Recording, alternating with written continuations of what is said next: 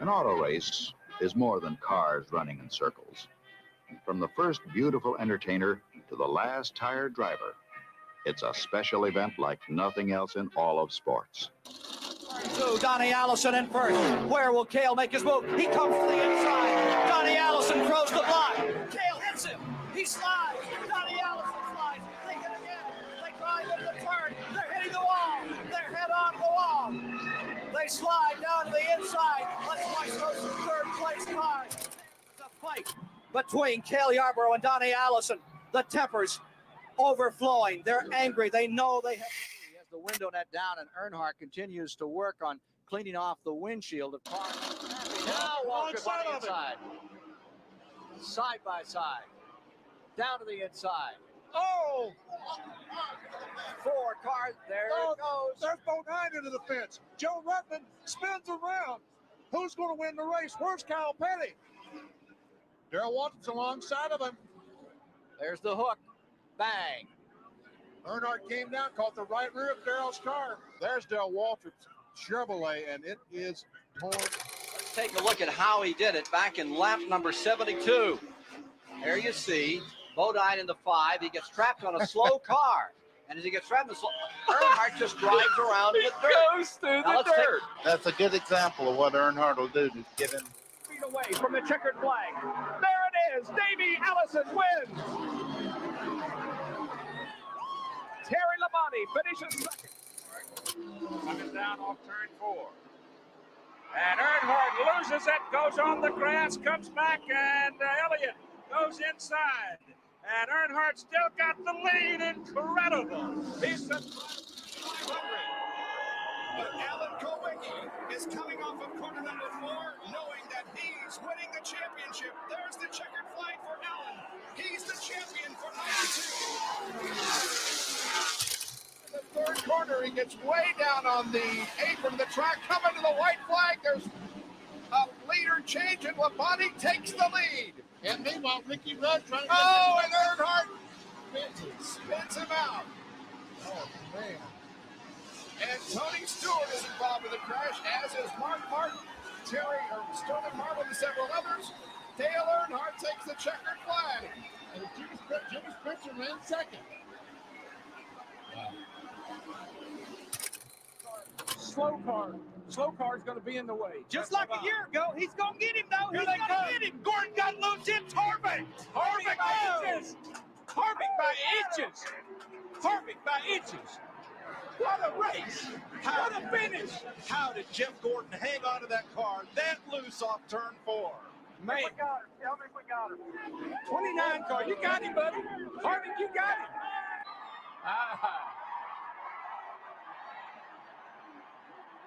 Folks, this is Dale Earnhardt's car and team. And Kevin Harvick, the young man Richard Childress tapped, is doing a John Force down the front straightaway. Look at Kevin Harvick as the fans saluted Dale with the number 3 on the 3rd lap. Kevin Harvick salutes him on the way to victory lane. If I was him, I'd run that thing out of gas riding around here. What could be more fitting? What could be more special? Turn 4, final lap of the Pepsi 400. Michael Waltrip in second, but it's going to be Dale Earnhardt Jr. using lessons learned from his father to go from 6th to 1st and score the victory in the Pepsi 400. That's unbelievable. Yes! That man behind you did it for yes. you. You guys celebrate. You love you, man. You did it. That was beautiful. Very, very nice. Junior, you're happy. Look at that smile. I am speechless.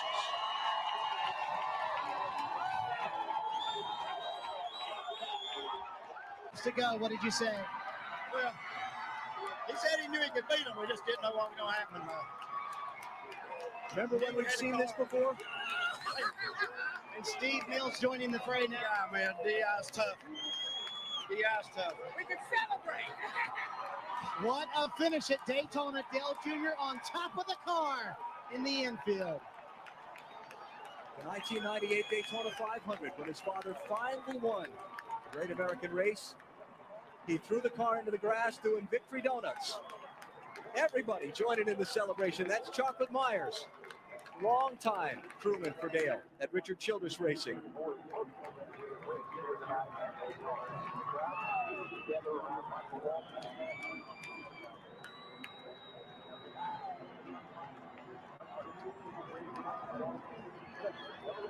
Sixth to first in the final 6 laps.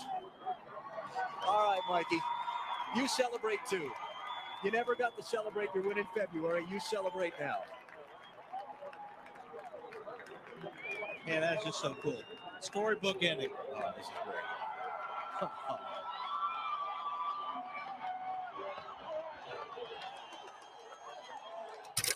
Try to win it. I don't know. I don't think he can step out until he waits till the last second and picks up. He goes to the outside. Is Edwards going? Oh, no. He turns him. No. Oh, and that destroyed the front end of Newman's car. No. Edwards will not make it to the flag. Oh, Brad Keselowski won this race. That's a year's worth of frustration. Oh, conflict. The crews are in it.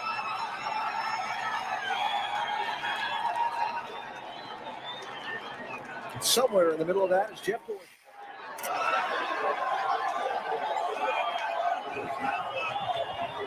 That's stupid.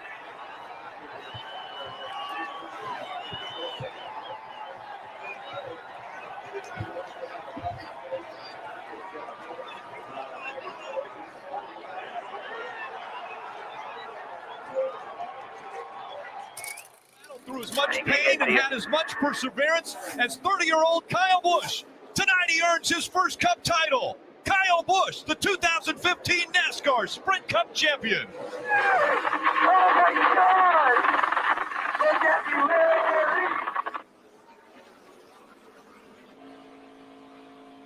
Kyle Busch, I've never seen anything like it. Thank you so much. Thanks, team. Great job! Jimmy Johnson through 3 and 4. Make room. Richard Petty and Dale Earnhardt. There's another 7-time champ. Jimmy Johnson wins his 7th NASCAR Sprint Cup championship.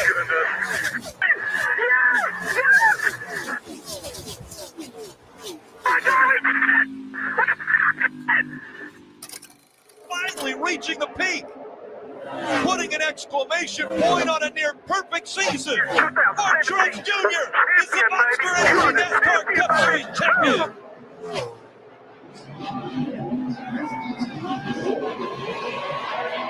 This moment presented by Sunoco, fueling victories all season long. The 4-year-old from Dawsonville, Georgia, is about to join his father, Dawsonville, in elite company. Chase Elliott is a NASCAR Cup Series champion.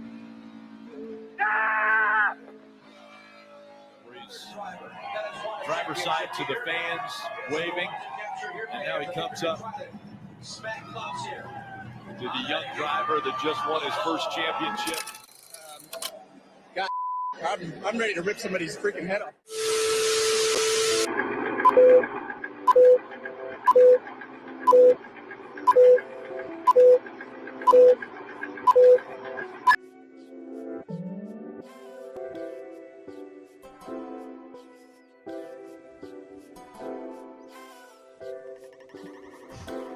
Ka-chow. Kachiga. Hey, guess what? What? Actually, I'm not gonna do it. It's been a long time since Jacob's done it, and I don't feel good. So, Jacob, do the thing. I cannot wait. Welcome for the season finale of the LTC from East Tennessee. As always, I'm your host, JKL. It's me, Cody, your host, with the most. Oh, shit. This is Dalton Good, a.k.a. Dalton Riley Bush. What's up, JD? What's up, Ivan? What's up, other JD? What's up, Amanda? What's up, Matthew? What's up, Trill? Dude, have y'all seen it? The Nick Adams tweets from today? I don't really give a fuck. I have not. What'd he say? I gotta want to know. I'll read them. Who cares? To you. I mean, who gives a fuck? Is it bad? These are good. Well, I define good, but they're good. They're like good comedy wise. So let's go to the beginning. I'm an alpha male. I enjoy Hooters, and I will absolutely not apologize for it. I am not interested in veggie burgers since they are not real burgers. A proper burger is made of meat, not vegetables. Why would anyone go to woke Pizza Hut when they can just spend a little more and go to Hooters? What the fuck? That's it. The left's assault on Hooters has reached its boiling point. Enough is enough. I'm calling on all alpha males to support and eat at your local Hooters restaurant. We will not allow them to harm Hooters. Stand your ground and eat your wings. This guy 1,000,000% just bought into a local franchise, and he's hoping to like ignite the base to. I feel like I just got diarrhea. You know, like listening to all this shit. Like I don't understand. Isn't he like? All right, dude. Yeah, he's about super the election. Yeah, he's an alpha male too. Don't forget. I am sick and tired of seeing beta males on bicycles crowding the road. Put down the almond milk latte, get off the bicycle, and drive to Hooters like a real man. Alpha males own golf carts like President Trump, not bicycles like President Biden. Nick, the Hooters waitresses ain't gonna fuck you. By the way, he's an Australian. I want to point that out. Hooters is a safe space where alpha males can bond together and be alphas without the socialist, feminist, beta left getting in the way. What the fuck, man? Okay, I've heard enough. He looks like this. Listen to this guy, okay? I don't give a fuck, dude. And not used as a tool to stop men being men. Dalton's anti Nick Adams. Those are some rad songs. Thank you, Matthew Parvin. I appreciate it, buddy. I hate you were right, and the hat even more. Jacob, is your mullet gone? It is. It is. Why? It's a new year. As soon as the season ended, I was like, it's time for something different. So, cut it off. I'm disappointed. Honestly, I'm hurt and disappointed. Do you still have yours? Still going Mine's strong? not going anywhere. Yeah. Yeah. I need to try. You've never had a Hooters? Hooters is not overrated. Wingstop has gone downhill. Shitty service. Yeah. Shitty ass service. So bad. Also, dude, you're dude, that's honestly true. That's so fucking accurate. Where's my pickles? You forgot the pickles. I've never been to Twin Peaks. Honestly, I feel like Twin Peaks takes it too far. Like, first off, I'm there for the food, but the idea of like a girl serving me food in just straight like night like lingerie, I'm out on. I do not want somebody in thongs bringing me food. I do. Maybe I speak for like the silent minority over here, but I'm not down for it. I mean, you know, it just depends on where we're at, I guess. What's the setting? Like, is a setting like a sit down with like my parents and eat? Because I'm not even taking my parents to Hooters. You know what I mean? Like that's weird. But here is insight that none of us can provide. As a female, Twin Peaks is overrated. I like Twin Peaks. I genuinely enjoy the food. I've never been, so I can't talk. I mean, if the food is fine, like that's good. But I don't know if I want somebody in a thong, like giving you food. Well, yeah. I mean, okay, so when we went, I think it was Valentine's Day. It was a bunch of buddies, and they were in lingerie, and it did catch me off guard when I walked in because I was like, "It's a fucking strip club. What's up?" You know, I mean, I had no idea, but I mean, I did enjoy the food. But NASCAR done Mega 69. Dalton, are you the type of guy that would take a girl on a first date to Hooters? No. Oh, dude, instant icebreaker. Like you immediately set like a comfort level. Yeah. I just realized I actually did go to Twin Peaks early this year. You did go. Oh, you're like, wait a minute, I did have a girl in thoughts. Wait, I was like, wait, I didn't. No, I wouldn't take her to Hooters. I'd take her to Twin Peaks. That's a good place. Yeah, that's a different con. Did you like it? It was all right. What's the ideal restaurant for a first date? Longhorn. Fuck, dude. Oh my Longhorn? God. Yeah. So, my first date with my now fiance, I'll assume it worked, was Cheddar's. Shout out RCR. Please sponsor Kyle. Please. Cheddar's is good. I made a promise to everybody that if Cheddar sponsors Kyle Busch next year, I will, whatever race that we go to and the Cheddar's is a sponsor for Kyle Busch, I will go there dressed up as a croissant. Yeah, so I'll go as the weenie. Dalton's going to be the croissant, and Jacob, you know what you have to do. Or I could be Carl Weezer, if you know, you know. From Jimmy Neutron. I feel like any other time I would get the exact reference, but I don't. Excuse me, sir. Are you going to finish that croissant? Okay, now I remember. Tilted Kilt. I've never heard of that. I have heard of Tilted Kilt, never been. Goated over both. Always had shit service at Hooters. Yeah, same. Yeah, that's kind of what. Yeah. I feel like Hooters and Twin Peaks are the kind of restaurants you don't go there for the food. I do go to Hooters for the food. Dude, those Daytona wings are fucking slapping. I still got to try the Daytona sauce. I will say, yeah, no. I mean, you do go there for the food, but also you don't. I do want to say that there is a special guest coming on tonight, and I'm surprising the boys with it. This is something I worked hard to land. Like, this is fucking monumental. So I am hyped about that. Uh-oh. I was trying to figure out how to segue it. What's up, Mom? Thanks for tuning in this wonderful evening as we talk about provocative restaurants. Texas Roadhouse is the best. Facts, dude. That's not bad. Texas Roadhouse is a good restaurant. But ours in town has started going downhill. Yeah, really. And they're extending, dude. They're expanding to seat 60 more people. I have not been in the last 2 years since COVID hit where that place has been like fully staffed enough to even house whatever they like packed the house in with. Now they're adding 60 more like seats. And the reason why is every time you go there, there's about 20, 30 people waiting outside to get in. And what's going to happen is they're going to get those 20 or 30 in, but then there's going to be an extra 20 or 30 to show right. up. Fun fact, if you have the Texas Roadhouse app, you could check in on your way to the restaurant. See, that's something that I didn't know.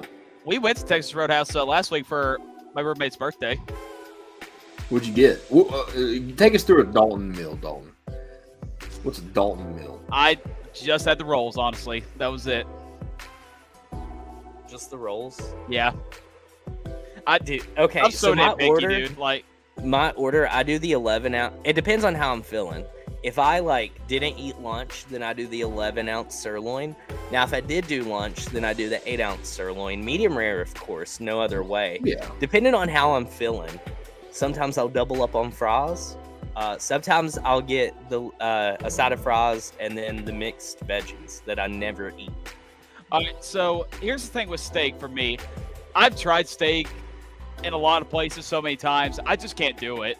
However, I want to see how my dad can do steaks because I tried. Roll the clip. Roll the clip, dude. Yeah. Connor, congratulations. Oh, no. That was the worst take that has ever been said on this fucking podcast. And we mean that. That's shit. That's a BS. But what I was saying is so I tried ribs at Cheddar's a long time ago, and I thought it was tasteless. But I tried my dad's ribs, and they were fucking amazing. Like, he just, like, adds a lot more rub to it. So, I want to see, like, and when I tried steak, like, I just don't get the taste. So, hopefully I can have some taste of my dad's steaks if you ever coast me some. You might have said this in the Dalton wants a taste of his dad's steak. Give me that steak, boy. How do you get your steak cooked normally? Oh, me? Dude, you know he is like fucking well done. I have no fucking idea. Charcoal, right? Like that's probably why you're not getting flavor. It crumbles. Like a 12-ounce New York strip right off the cow. Yeah. Connor's What's up, a fucking, Cody? All Connor eats is greens. He doesn't know real meat. Respect. Be a man and treat her to Applebee's. Fuck Walker Dude, Hayes. Applebee's is fun. You can get that kids meal, the chicken tenders kids meal, and like it is a full serving, and it's so cheap. Hey, Coop Daddy. Hey, not Hey sure. man, what's going on? Oh, thanks. You like Oh, my dear hat? God. 2009 Rookie of the Year Joey Logano shirt, yeah? What the fuck? Is Cheddar's worth the hype? Yes, 1,000,000%. The croissants at the start, dude, are so Hey Amanda, how are you? You doing great tonight? I haven't been to Cheddar's in a long ass time. This guy spends $50 at Texas God Roadhouse, damn, dude. it's That 16 ribeye ounces. is so Fuck, expensive. I have some Burger King. I ain't had Burger King in a minute. Dude, the 8 nuggets for $1.89, it's a steal. Not. Hey, Onion rings? these onion rings? I'm wondering. You know, I'm gonna ask the same question to Coop. Coop, what's your ideal first date restaurant? First date? Yeah. It's been the same since I've been to Knoxville. I've done it twice. Is it Twin Calhoun's? Peaks. Dude, you just missed this conversation. We just talked about Hooters and Twin Peaks. Is it actually good? Oh, Twin Peaks is fucking fire, dude. The food's good. Yeah. The food is very good. You take your first date. Hey, to Twin and it's like Peaks? the only place.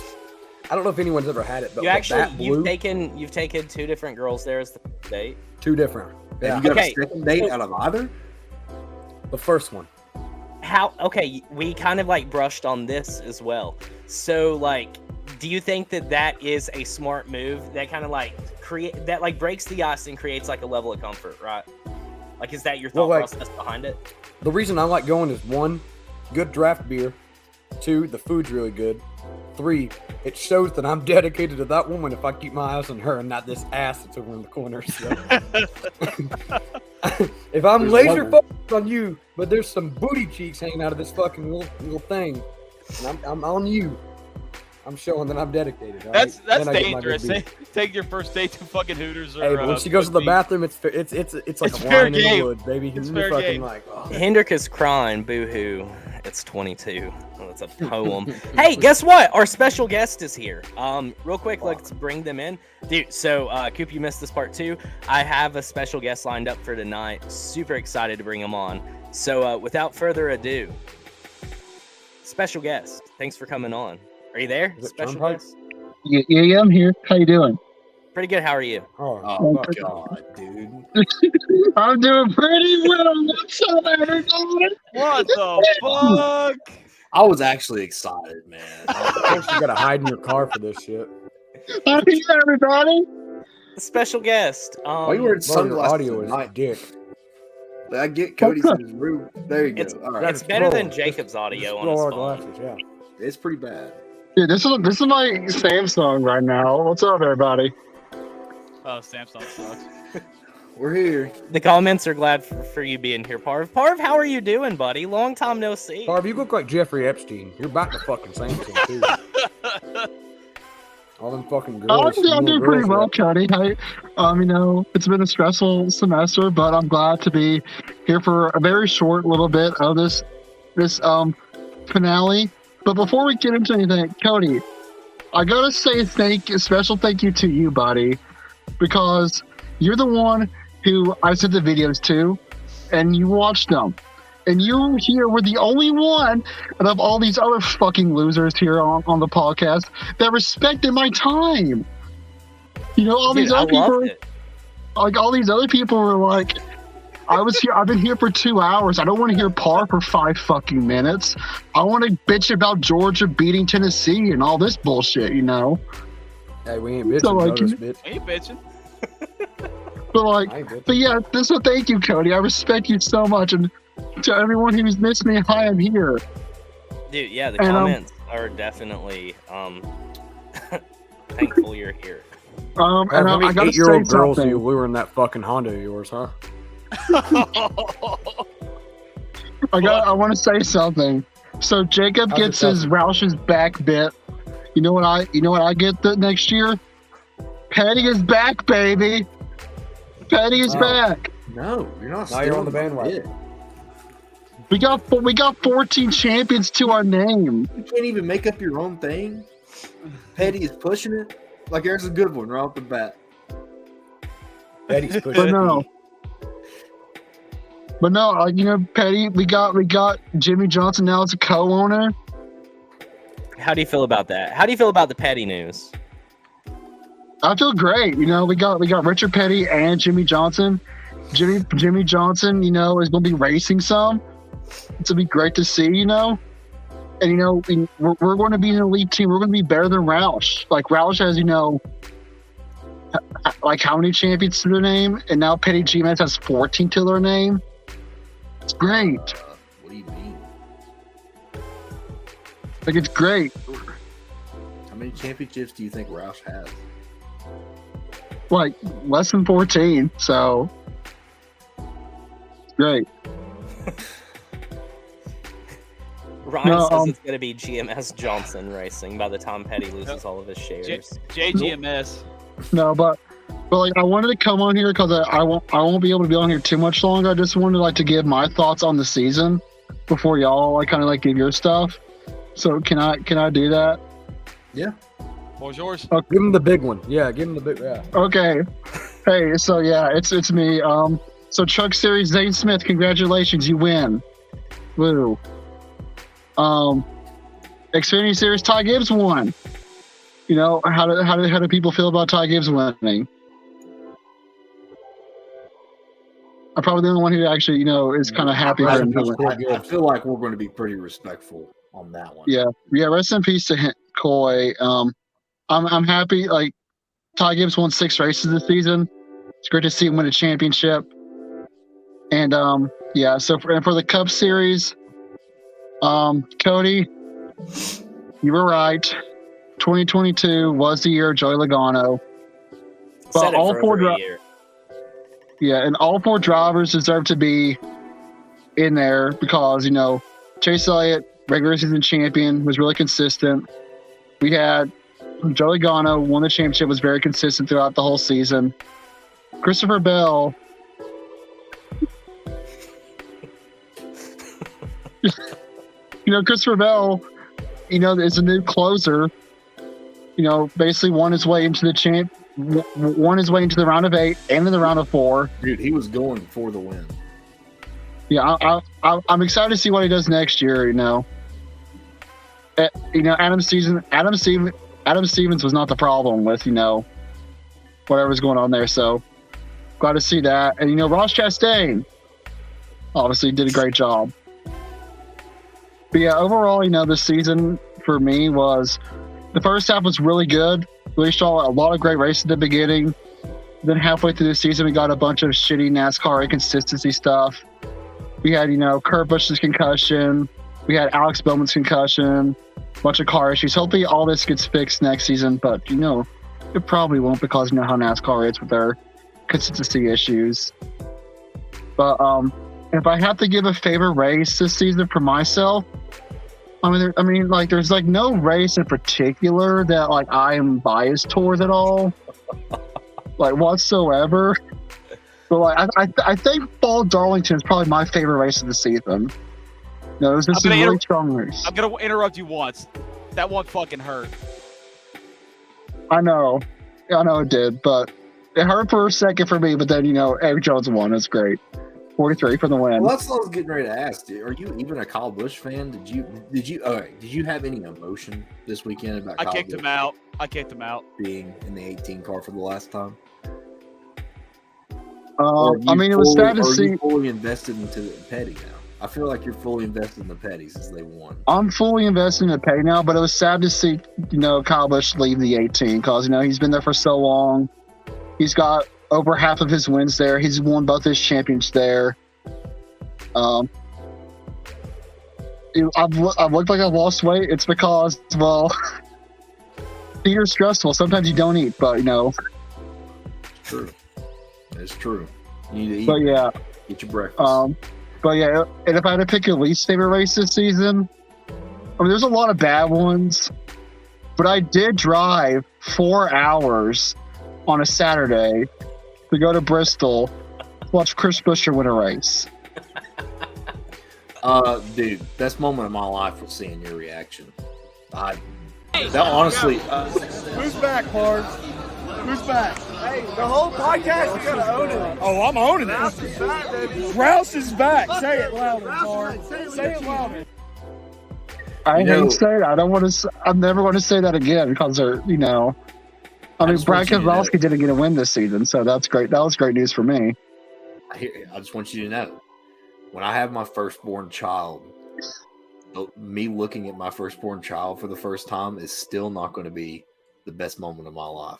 It's going to. Are you going to name him Roush? 17 car past the finish line. I feel like he has to. I feel there like goes old Roush. There's old Roush. There's Roush Lewis coming. Dad named him after a NASCAR team. Everybody makes fun of him, corners him in the locker rooms, hits him with socks filled with soap. You should name it Roush Brad Buescher. Roush Brad Buescher Lewis. Jack Chris Brad. What if I he'll have triplets his first time. Name it what? Parv Brad. Just so Parv knows that he's associated with Brad for the rest of his life. No, I think you'll have triplets your first go around, and you'll be Roush, Brad, and Chris. Hell, don't wish that on me, bro. What is wrong with you? But no, overall though, what's going on, man? I can barely like. I've never been swirly. No, but I do want to say it's been fun. I'm sorry that I could not have been on the Left Turn Call podcast as much as I was able to, but it was circumstances out of my hand. Had my roommate, couldn't really, do stuff with that. But how is your roommate? It's a roommate. I was so joyous that I had theater stuff that I was gone the whole entire day. And now that stuff is over with, I have to be in my dorm room most of the time, and he's there, and I'm just I don't like it. He likes to stay up till 4 a.m. at night doing random shit when I'm trying to sleep, and I'm and sleeps during the middle of the day, which when I'm trying to do other stuff, no. Oh, bro, don't hold back. Yeah, dude. Tell him to fix the sleep. You know that video. I ain't getting no sleep because of y'all. Y'all ain't gonna. That's how I feel most days, cause. He literally, I'm trying to fall asleep and I just hear door slam, busting out laughing. And I'm bro. Is he you don't see your roommate trying to sleep. But no, I mean, it's a roommate. I'll have to deal with him till May. But. Oh, you don't get to get rid of him? No. Unless he decides to drop out. If he drops out, then start messing up with his school. Yeah, I wish that exact same thing. I wish my roommate would leave, and then a pandemic happened. Yeah. Then you're stuck. Yeah, the pandemic happened. I mean, look, my prayer was answered. He left. So did the entire school. But no, Parv, we were talking about Nick Adams' tweets today. Yeah, I saw that. I'm Nick Adams is a fucking idiot. And I you also like Hooters? I don't like Hooters. Oh, then you're a beta. Would you? Right. What would be your ideal first date restaurant? I don't know because I've never been on a first. Well, no, the first date I've been on one first date in my life, and that was at Walkeretta. That's not bad. I'm glad you said that Don't I think ever a Mexican restaurant's a great first date because a lot of people like Mexican restaurants. Get your chips and queso. Just smell fucking stinky That's shit all night. actually Yeah, man. That's actually a Just pretty tear good up your point. ass. I think Lockeretta would be a good first date. I mean, it's not that expensive. You can Yeah. get a table. You're going to get a table if you walk up to a Lockeretta. Oh yeah, This definitely. is true. Parv is definitely a Cracker Barrel kind of guy. I love Cracker Barrel. It's heaven. Like literally. How much time do you spend walking around looking at all the knickknacks? When I was a kid, a while, but in most recent times, I just go there for food and then I want to leave. Do y'all think the knickknacks have gone downhill since we've gotten older? Yes. Considerably. But dude, Cracker Barrel's biscuits, holy shit. Can I also have to make a reveal. So, on most recent podcast, there's a certain account that kept on changing its name periodically, like Rain Dotono, Mega 69. Is that you? That was me. It was me all along. It's been you the whole time? What? It's been me the whole time. Is it you on a ghost account? Yeah, I make an alternate account. I kind of respect you for that one, honestly. Yeah, that one's been creative. I tip my hat. That was pretty good. Yeah, it was genuinely a lot of fun, seeing y'all's reaction, to different names every week. I was I wanted to tune in to hear y'all's reaction to my videos when those got sent in, because it was always hilarious. Also see the comments who were like, "Harvey's taking for fucking ever with these picks." So you were spying on us. You've been here the whole time. You never really went away. Tristan's comment, bro. Tristan.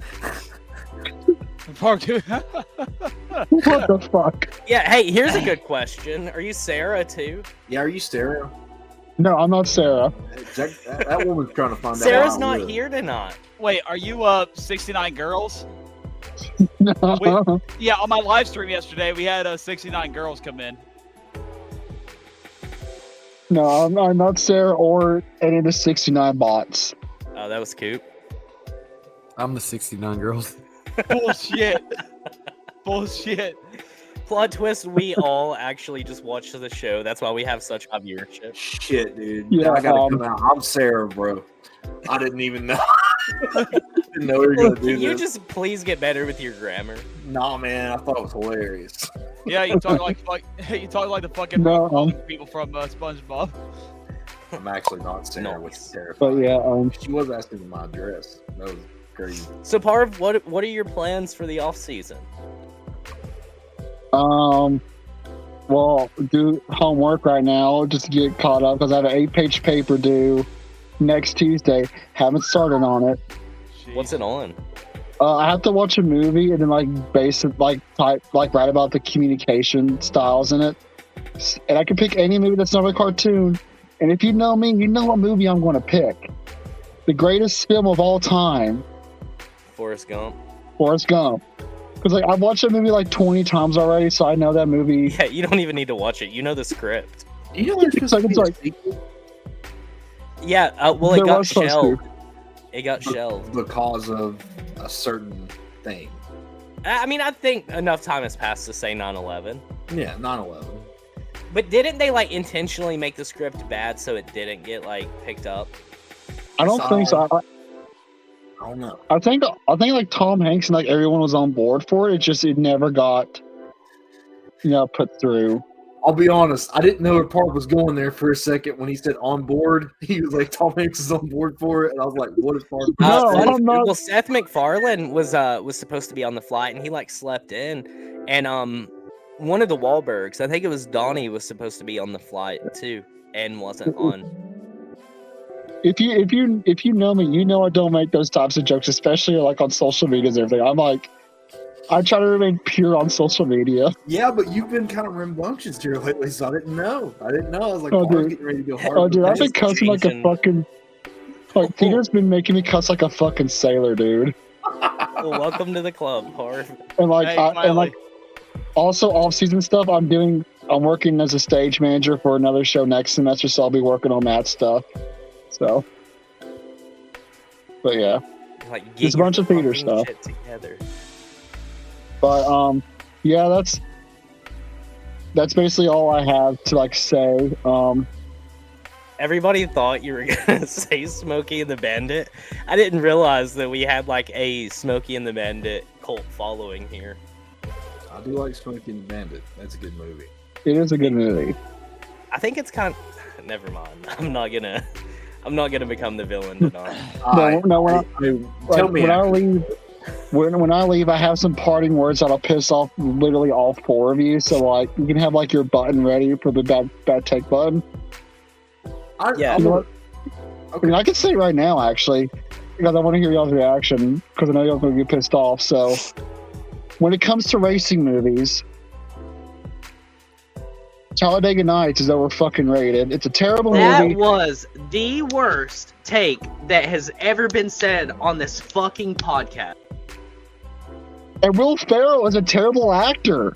Also, like, he's over. What the fuck?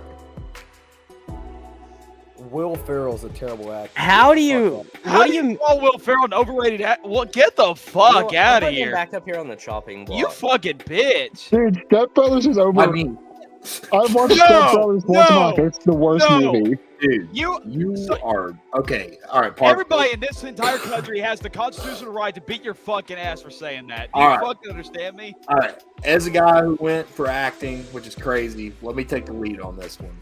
Parv, you are dead fucking wrong, bro. Will Ferrell has played 2 serious parts in his whole career. 2, all right? One movie is called Everything is for Sale, and the other one is called Stranger Than Fiction. And it is 2 of the best performed movies I've ever seen in my life. And you need to go watch both of those movies before you ever come back to me and say that Will Ferrell is an overrated actor. Talladega Nights is one of the most influential movies of all time. There's a reason that everybody quotes Talladega Nights. If people are quoting a movie more often than you're understanding, that's because the movie is fucking good. That is the only reason. You are so wrong on Will Ferrell, dude. I cannot even believe it. That is the worst thing you've ever said. That's worse than Timmy Hill winning the All-Star. Yeah, that's worse than that. Why would you think that's a good thing? Okay, who ends that movie after all the comedy gold and that shit? And they're like, yeah, that sucked. Yeah, I don't know. But you know, I think Cars is probably the best racing movie of all time. I'm still on Will Ferrell, bro. I'm on. And then also, well, if we're going to talk about Will Ferrell, his best movie is Elf. That's plain and simple. Okay. Elf is his best movie. Whoa, Coop, don't be making a face like Elf is not a great film. Elf's a good great movie, but I ain't gonna say it's probably he like just based the man's whole acting career off a kid's film. he's like, it's a great movie. It's a great movie. I ain't gonna say it's his fucking best. When did you watch Talladega Nights for the first time? It's been about 5 years since I've seen it. This is actually a good point. I think Trill makes a good point here. The culture around NASCAR did change after Talladega Nights. I don't think that Talladega Nights had any influential aspects of making NASCAR look more dumb. I think it's just really. See, I do disagree with that 1,000,000%. I disagree too. And the thing, well, see, we're talking about like another influential thing, like Days of Thunder. The first time I saw that movie was last year. You know what, Parv? 2020 is the first time I ever saw it too. So wait, where do you guys like rank Days of Thunder? Days of Thunder is better. And I want you to be honest about it.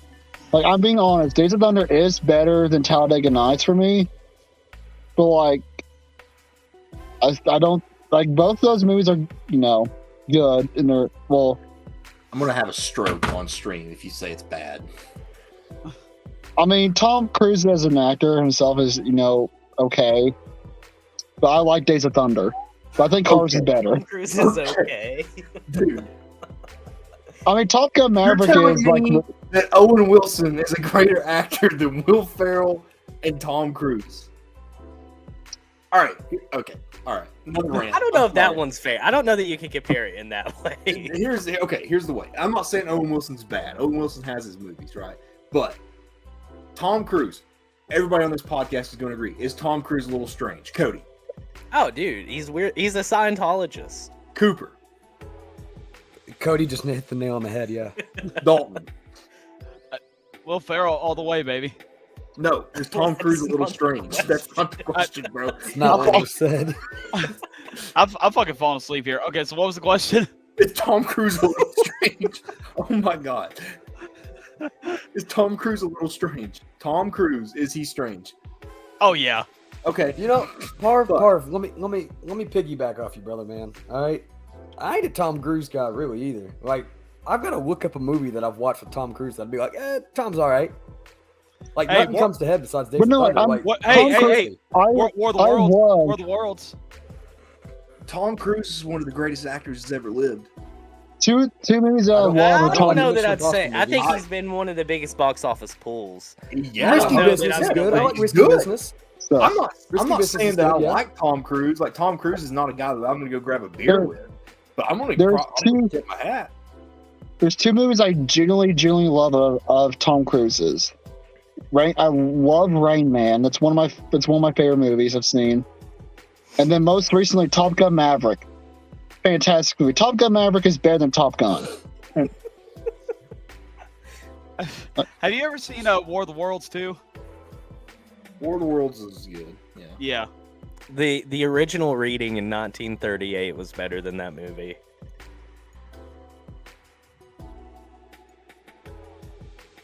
But Tom man, Cruise made see, it like, better. I don't know. I ain't a Tom Cruise guy. Yeah, no. I mean, me Nothing neither. sticks out. Like, But he's got good movies. That's just the thing. I think Top Gun is one of the most overrated films of all time. The first Top Gun, yes, but Top Gun Maverick is. I don't care about the first one so much. I've still not seen Maverick. I never even seen any of them yet. So I will say that Top Gun Maverick is definitely better than the first one. The problem with both Days of Thunder and Top Gun Maverick, or Top Gun, sorry, Days of Thunder and Top Gun, is that they didn't really have a second half in either movie. It slowed Agreed, down. 1,000,000%, and that is why, like, for the cult classic that it is, Days of Thunder is incredible. But I mean, fundamentally, as a film, it's bad. Like, objectively, it's a bad movie. Oh yeah, 100%. It's an '80s action movie. They were like, we're going to put a bunch of Kenny Loggins on this and hope it works. Like, yeah, that's how that went. That was an 80s Martin movie. has a good point here. Will Ferrell never waded into controversy and survived like Tom Cruise. That's a fair point.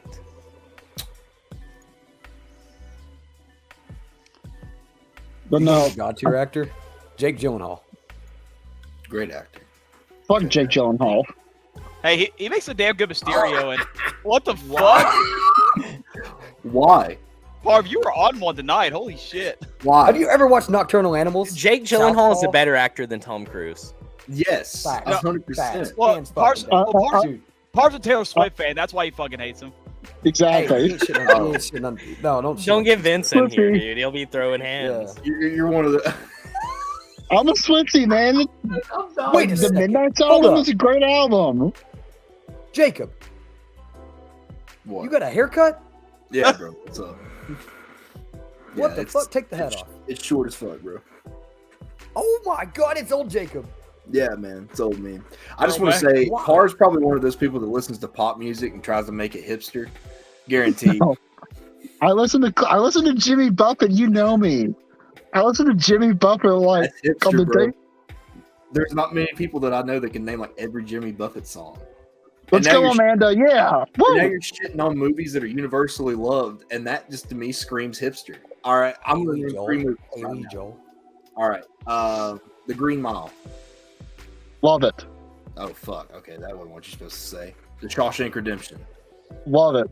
Fuck, that wasn't what you're supposed to say. Maybe you're not a hipster. Okay, you dissolved my argument. Ooh. Well, you know what? I'll say it. Wait, When what? it comes to, I'm going to say Stand By maybe Me. that Stand By Me. I love Stand By Me. Okay. Okay. Well, I want to say a movie that everybody seems to That's about genuinely Jack. universally love that I hate. I've tried to watch it. I've watched this movie over 10, like probably close to 10 times, and every single time I cannot like it. And it's one of the most universally loved 80s movies of all time. Ooh. Ooh. I don't know. What Ferris Bueller's Day Off. Yeah, Cannot. Dude, terrible. Terrible. Yeah. Whatever, dude. Ferris Bueller's Day Off is one of the greatest pieces of cinema to ever grace the big screen. The Breakfast Club is better. Absolutely. I mean, it runs a... Pretty in Pink is up there. But no, dude, nothing is touching Ferris Bueller's Day Off when it comes to like peak comedy 80s film. I love John Hughes. I want to point that out. I fucking love John Hughes. Anything John Hughes done. Just not those movies. Those are the ones I don't like. God, I don't know. Peak No, 80s this movie is for me not still only- is Weird Science, man. That's a good one. That's a peak That's a 80s good one. movie. That's a good one. That's a very good movie. Not 16 Candles. That's another good one. Terrible. Hated that one. Ghostbusters? Too. Yeah. Ghostbusters is Ghostbusters, good. come on. Yeah, Ghostbusters. Home Alone 1 and 2 were pretty good. I don't know if I've seen that. Escape from New York. That's a good one. Just don't see the new Ghostbusters. Who said No, Saving we're not talking Private about- Ryan? you talk Ghostbusters 1 and Ghostbusters 2 is okay. That's it. Who directed? Yep. Yeah. Who directed Lampoon's Vacation? I don't. I know. I think Hughes done Christmas, but I don't know who done like the original Lampoons. Dude, I want to go back to Ryan's comment. Dude, I fucking love the Ted movies too. The first one was good. It was funny. Yeah. The second one where they like, Fact Summer. As soon as Tom Brady was in the movie, I didn't care. I want to go back to this. I watched Roadhouse when I was 3. Then my dad took me to Hooters. Been an alpha male ever since. Hey, listen. There's a rule. There's a rule on this. You can't say Roadhouse on this show. I'm sorry. I don't know Get if the fuck out of no, here. No. I've never told you guys No, the this. comment. But my dad watches Roadhouse like it's a religion. He Dude, goes to that's forums. Carl with Forrest Gump. Oh my god, dude! He goes to forums online and finds out Carl? when Roadhouse is playing, and then I'll come home and he's watching Roadhouse, and he's like, "It gets better every time." Yeah, Carl is like that with Forrest Gump and also anything Adam Sandler, dude. Like Carl's the fucking man. Little Let me Nicky. tell you that with Forrest Gump. Lil Nicky. I think Lil Nicky Lil Nicky. is one of Adam Sandler's worst movies, but it's well above Click and Jack and Jill. But I think Lil Nicky is a mid Sandler movie. Click is one of what's those his movies- top? Dude, I think I've got to go to Waterboy for me. Oh, I see. I go Happy. I'm going to God, Uncut Gems. Hands down. Oh, dude, that's fucking Adam that's Sandler. Wait, what do you go watch to, that so bad. Jacob? Uncut Gems. Happy Gilmore. Oh, okay. I think for me, it's Happy Gilmore for me, for Adam Sandler. I was going to say If you're Click- talking comedy. Click was bad because it started out as just a random comedy, and then all of a sudden it turns into like this nightmare movie that's serious. Like halfway through, that's what's terrible about it. Hustle's a good Adam Sandler I movie think- too. Yeah. The first Adam Sandler movie I watched was actually in theaters, and it was Bedtime Stories. What? I feel like that one sucked. Yeah. Bedtime Stories. I can't remember that one. Yeah, it wasn't great. It's like that's where my boy. That's Adam's my got boy the is two actually kids. underrated. That's my boy. Yeah. That one's bad. Anger What? Management. No, I mean like that one's bad as in good. Okay. Ridiculous 6 is incredible. I don't care what anybody says. That's the Western. 0% of Rotten Tomatoes. I don't. Is that what it has? Yeah. That's ridiculous. That movie is genuinely funny. When he's like, "This sure does feel better than a cantaloupe." McGruber, bro. I ain't thought of McGruber in a minute. McGruber.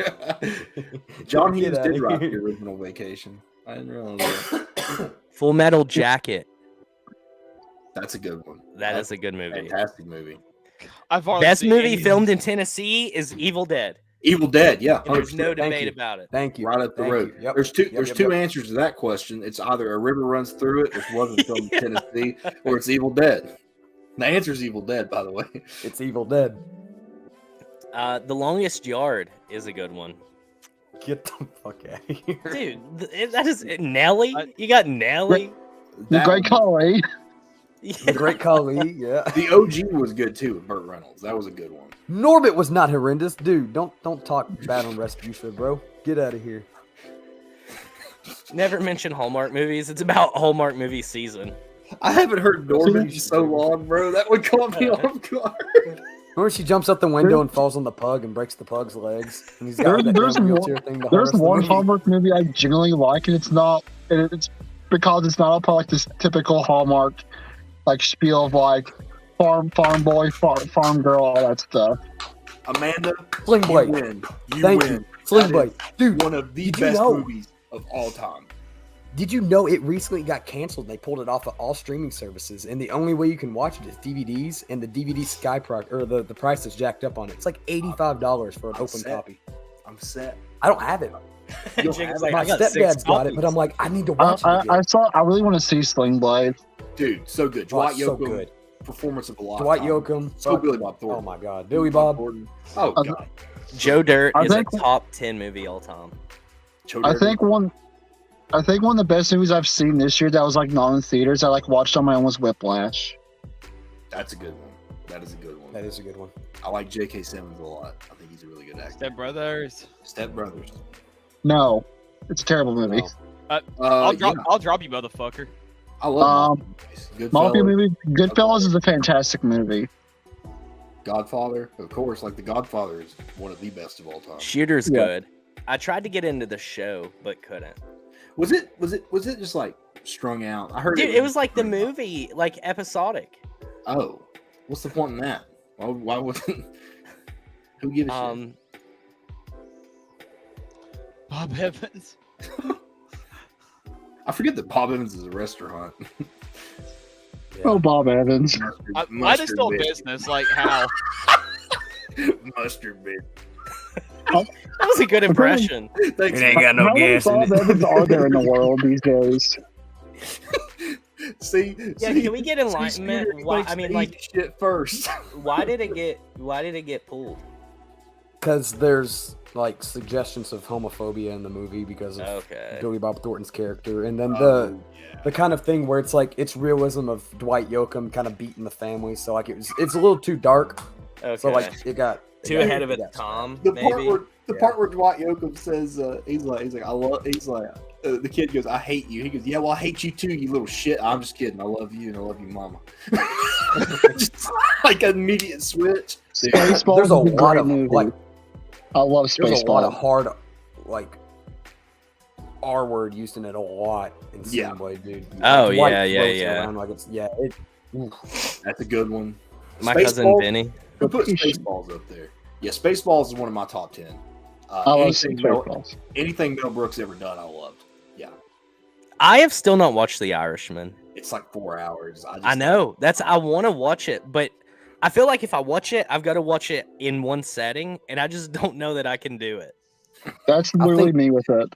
Junior said, I've seen Blazing Saddles. Dude, Peter Jackson's King Kong is a great movie too. It's very long, but it's a really good movie. Yes. Top 10 movie video games of all time. It is. The Spider-Man, all the Spider-Man games are in there. Oh yeah, for sure. Not the third one. I didn't care for the third one. The third one was so interactive. It was, but it didn't really follow the plot. You third Spider-Man?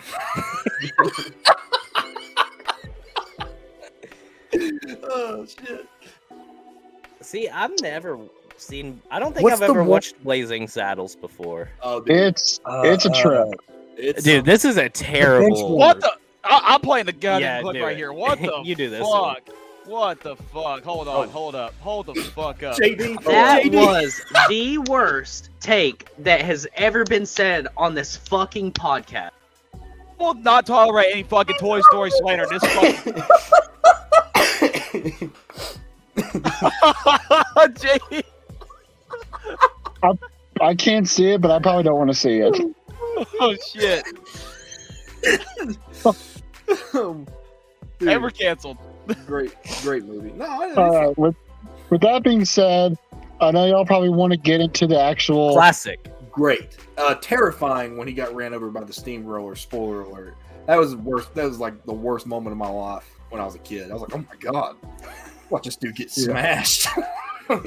Now, what part before we rudely interrupted you as always? Like I know y'all probably want to get into the actual like races itself, so I want to hop off here. I have to go Actually, do. we were having fun in this conversation. We can all keep talking. Oh, okay. I didn't know if y'all wanted to like. Parv, no, I can pick up on the social cues. You run away, buddy. But no, Yes, the Django Unchained. all of yes. you, thank you all for letting me come on. It was nice to actually be. Pure country. Thank you for letting you on. Yeah. Parv, you have just as much right in this broadcast as we all do. It's just been so long that I'm like, I feel like I should say that. But no, Thank you for coming on. yeah, genuinely love all of y'all. I love the four of you guys, the four chairmans. I love all the comment sections, even though y'all type hashtag fuck Parv all the time. But yeah, well, I don't know what my next video will be because I don't know what's happening in the later episodes of Left Turn Call during the postseason. But everyone take care and y'all have a good night. Thanks for coming, Parv. You have a good night, buddy. Godspeed the rest of the semester. See y'all. All right. Dude, I'm glad that guy's gone. Dude, my God, that took way too long. Anyway, okay, where real were quick. Junior just said Pure Country is the greatest movie of all time. And I had to think about that one because I was like, is that the one with George Strait? I looked it up and yeah. Of course it is. Have you guys ever seen Greatest country movie is Beer for My Horses. I was just about to ask if you guys seen Dude, that. Rodney Carrington is a fucking animal in that movie. The bathroom, bro. The bathroom scene. Yeah, dude, the bathroom scene. Yeah. I was literally just about to ask if you guys saw that. Yeah, dude. Beer for My Horses is a great damn country movie. Wait, what about shit? What was that called? It's that movie with the puppets. It was with, it had America in it. Yeah. By Trey Stone and Matt Parker. Yeah. Yeah. America. No, fuck yeah. I've not watched. Apparently, I guess I'm out of the loop. But like, talking about those two, I've not watched Orgasmo or Basketball yet, and I've been looking to watch them. Basketball is just. I thought it was just stupid, but it was. Yeah, funny. I feel like the only thing that makes that movie relevant at all is the fact that Dell Senior is in it as a taxi driver. Is he? He is. Yeah. And also the part where he does Eric Cartman's voice randomly. It's just a random thing. Just like in dialogue. Yeah, dude had no like place in that. Like, let me aggravate this guy. Yeah, see, I need to watch Orgasmo. Apparently, someone's like, he's got a sidekick that's named after a gooch. So, like they call him whatever it is, but it's like gooch or whatever. So, like, I'm kind of interested by it. Because, like, I've not watched a movie where someone's yelling for a gooch the whole entire time. Like, I couldn't get into Space Force. I tried, dude, because I love Steve Carell. Chota Boy. And I just couldn't get into it. Chota Boy. Have you all seen Interstellar? Interstellar, Yes, yeah. I feel like Interstellar tried too hard to like. My brain still hurts from watching. Yeah, that that's like anybody who pretends like they understand Interstellar is literally just trying to act like they're smart. Like yeah. a white liar. Yeah. All right. I don't know what 8 seconds is. It took me like 8 times to finally like get a grasp on what Interstellar was going towards, but I still don't understand it all the way. Yeah, anybody that pretends they do is a liar, I'm still fucking bro. lost. Like when I got to that scene where he was like behind the books, I was like, wait, what the fuck? Like, Oh, it's a rodeo movie. I've never seen it. I have theories on what it stands for. What? Mark, huh? What? I'm talking about Interstellar. Like I have theories on what it like what happened. Well, okay, yeah, we'll talk about that after the show. Yeah, that's a long. Yeah. Pauly Shore. Okay. Tread lightly here, bro. You were walking on eggshells. Pauly Shore does suck. But for his time, I grew up on Pauly Shore. That's what I'm trying to say. I loved Pauly Shore when I was a kid. I loved Pauly Shore. Is it Encino Man? Hey, question. All right, I'm a big horror movie fan guy. I want everyone to like drop your favorite kind of thriller, whatever it could be. Drop it. The Sinister. Thriller, horror, like something. The Sinister.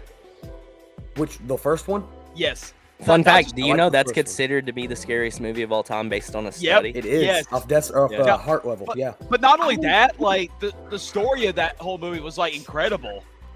It is. It it goes through and then the end comes again and you're like, I appreciate horror movies that actually have a story that's like that there's an actual narrative to it. And they fucking ruined it with the second one. Like, well, yeah, Ivan, thank any you. sequel. I think Saw, the Saw franchises, incredible. Saw franchises are good. dude, yeah. Saw is fucking. Oh my god. Okay, JD, original, like Tim Curry. If you're talking or Tim Curry, Skarsgård? not Skarsgård, yeah. Oh, Tim dude, Curry. Skarsgård killed it in my opinion. Papa Good is. He did, but I really terrified of I the like first Tim bit. Curry. Signs is good. Signs is good. Dude, Signs is amazing. You talking Move the to it, first? but- You're not talking that 09 one, right? Move to it, Vámonos. I would say If you're probably talking Robert Englund, yeah. Yeah, facts. for the longest time, like my favorite horror movie or like sort of horror was The Thing. I always really liked The Thing. Oh, Kurt Russell. God, Yep. no. Yeah, with I the Carpenter. strongly disagree. The CGI on that. Look. Well, dude, it was like 83. I'm still. What do you mean? How the fuck do you improve like shitty I CGI bought this like not that? too long ago. It's a Kurt Russell NECA, dude, and it like sits in my That's entertainment cool. center. Dude, it's sick. Look at Kurt. It's Dude, the sick as hair shit. on it, man. But I will say Hereditary now. After seeing Hereditary, Oh, dude. Okay, listen. That's Um, funny you say this because I used to have this one horror film that I thought nothing would ever compete with, and that was The Shining. yeah. Absolute work of art. Kubrick, dude. But- Yeah.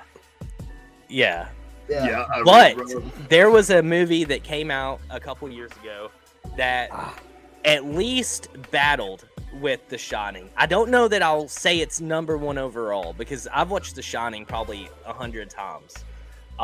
But this movie I've only watched 2 or 3 times, and I still think about how great it is every single day, and that's Midsommar. Good movie. So Ari That got movie fucked me up. two picks up here. So Hey, what do y'all man's think doing of something right. What do y'all think of A Quiet Place? Great. The second one's Incredible. even better. Dude, I've not. yes.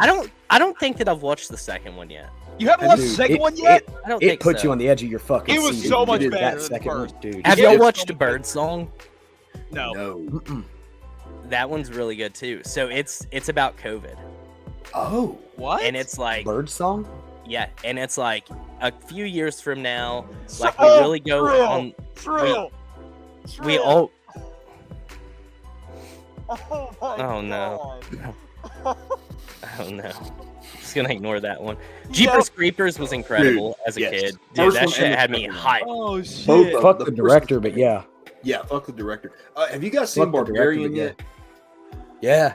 Nope. Dude, Matt Yeah. has. And I'm gonna watch it soon, but I have not yet. dude, I'm not going to give any spoilers, but Justin Long in that movie made the movie. Dude, Justin Long just like, oh my god. Drag Me to Beautiful Hell. movie. I didn't No. like that movie. Dude, I thought Justin did incredible in that. He did. Yeah, I just didn't Justin like the did movie. great, but I didn't like the movie. The Woman in Black. The Woman in Black was amazing, dude. Daniel Incredible Radcliffe's all right. story. Yep. Yep. It follows. That's a good This one. actually, Follows so is for the great. longest time, I It's shit on on the this top 10 movie too. because everybody else shit on this movie, and then I watched it and I was like, okay, this is actually like really good. It's one of the top 10 scariest too because of heart level. I want to Oh, see is it? Smile.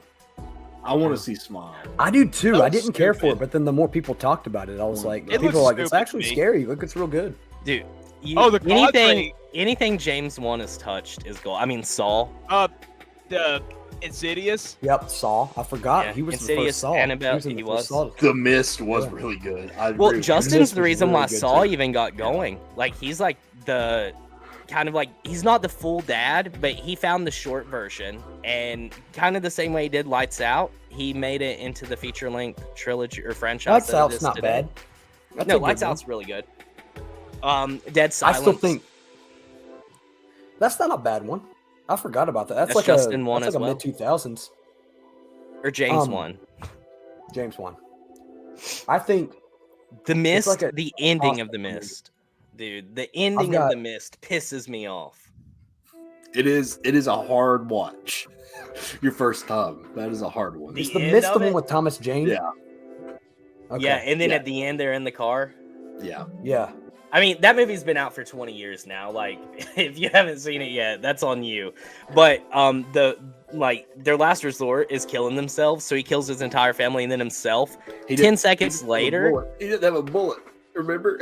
Yeah. Himself, Yeah, you're right. And then 10 seconds later, like, the military comes through and saves everybody. I do want to say this too. There's one horror movie that's honestly kind of sucks a little bit, but it scares the holy shit out of me, and that's Grave Encounters.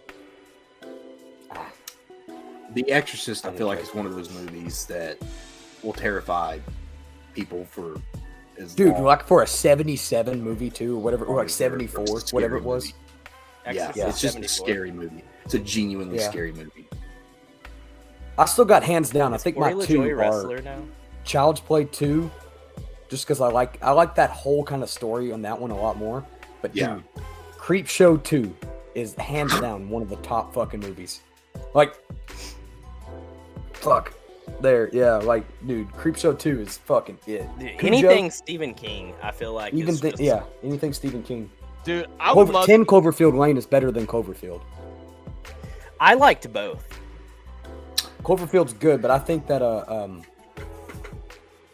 oh my god, what is his name? Roseanne. John. In Cloverfield Lane. John Goodman. John Goodman. Yes, John Goodman. Ah, Jesus, John Goodman is great in that movie. I love Cabin in the Woods for what it is. Yes, like it's a parody horror film, but it's not. And dude, it's incredible. I wish that there would have been a sequel. I don't fuck with any little girl demons. That's something that I don't do. That actually scares the shit out of me. That's why I kept sending you those pictures from Grave Encounters. So The Grudge, does The Grudge bother you bad? 100%. That and The Ring, dude. Those movies. So Ju-On, the TV show that they Ju-On, did, dude, it was the so Japanese good, version. bro. So apparently good. it's even more fucked. Yeah. Well, did you watch the show? Yeah, I didn't watch the show. Oh, dude, I think it's on Netflix. You got to watch the show. If you like The Grudge, you have to watch the show because it's like kind of like a prequel. Dude, the Creep Show 2 raft scene, that was good. The Native American, the wooden statue where he scalps the guy, that's pretty good. Children of the Corn's gross. Bothers me. Still Children to of this the day. Corn is pretty bad. Still to this day, like that shit is what bothers me because that's kind of like hypothetically it's possible. Yeah. Black Phone is good. Hellraiser's really good if you're not doing the remake. That's fucking terrible. I've not seen the remake. Black Phone. Oh, dude. If you don't have Hulu, I'll hook you up. It's fucking bad. I got it. I haven't seen it yet, but I've heard. Hey, where is Barbarian?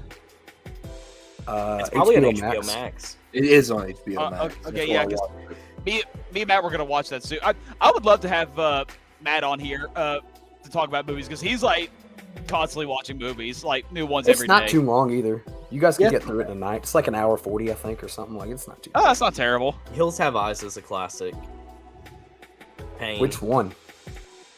I think 2006. Bone Tomahawk.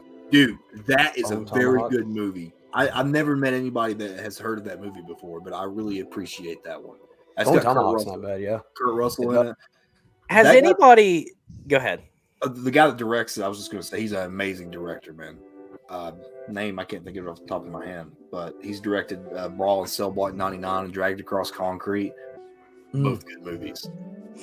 I don't like the movies, but the games are good. Now, what was the one Silent Hill movie? The one that was like actually like the game, and it wasn't Alice. Revelations. Was it Revelations? Yeah. Yeah. That one was Because it's based off the game. Because Silent Hill Revelations is the old PlayStation 2 game. Yeah. Terrible take here, honestly. Squid Games was incredible. I honestly didn't care for Squid Games. I still haven't watched it.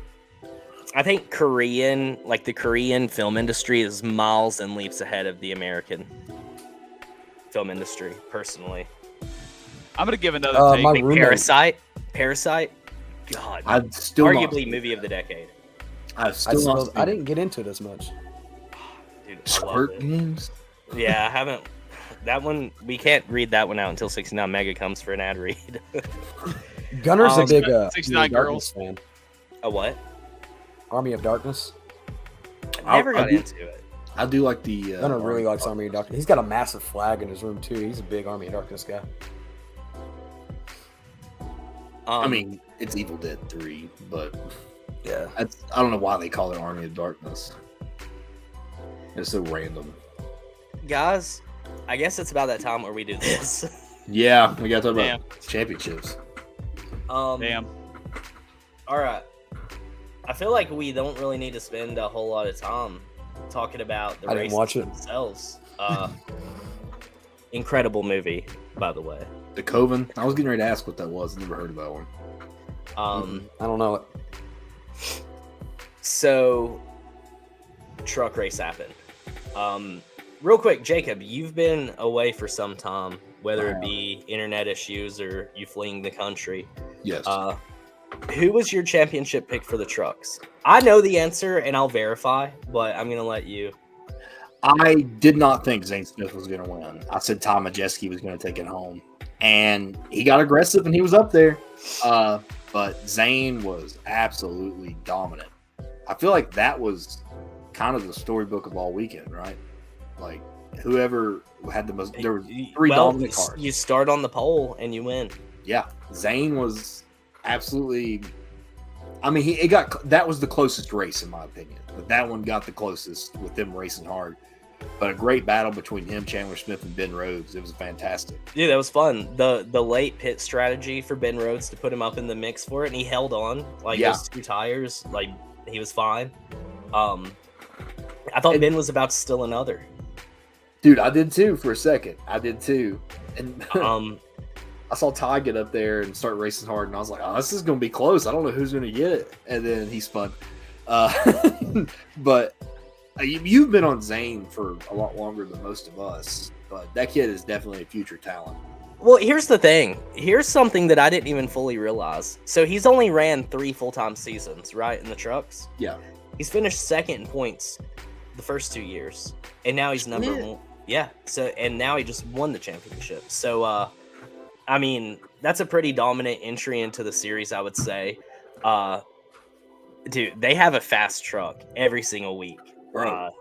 Zane Smith knows how to drive, and he proved it this year at Gateway when he hopped in Chris Buescher's car, and he finished 17th in his first Cup Series start.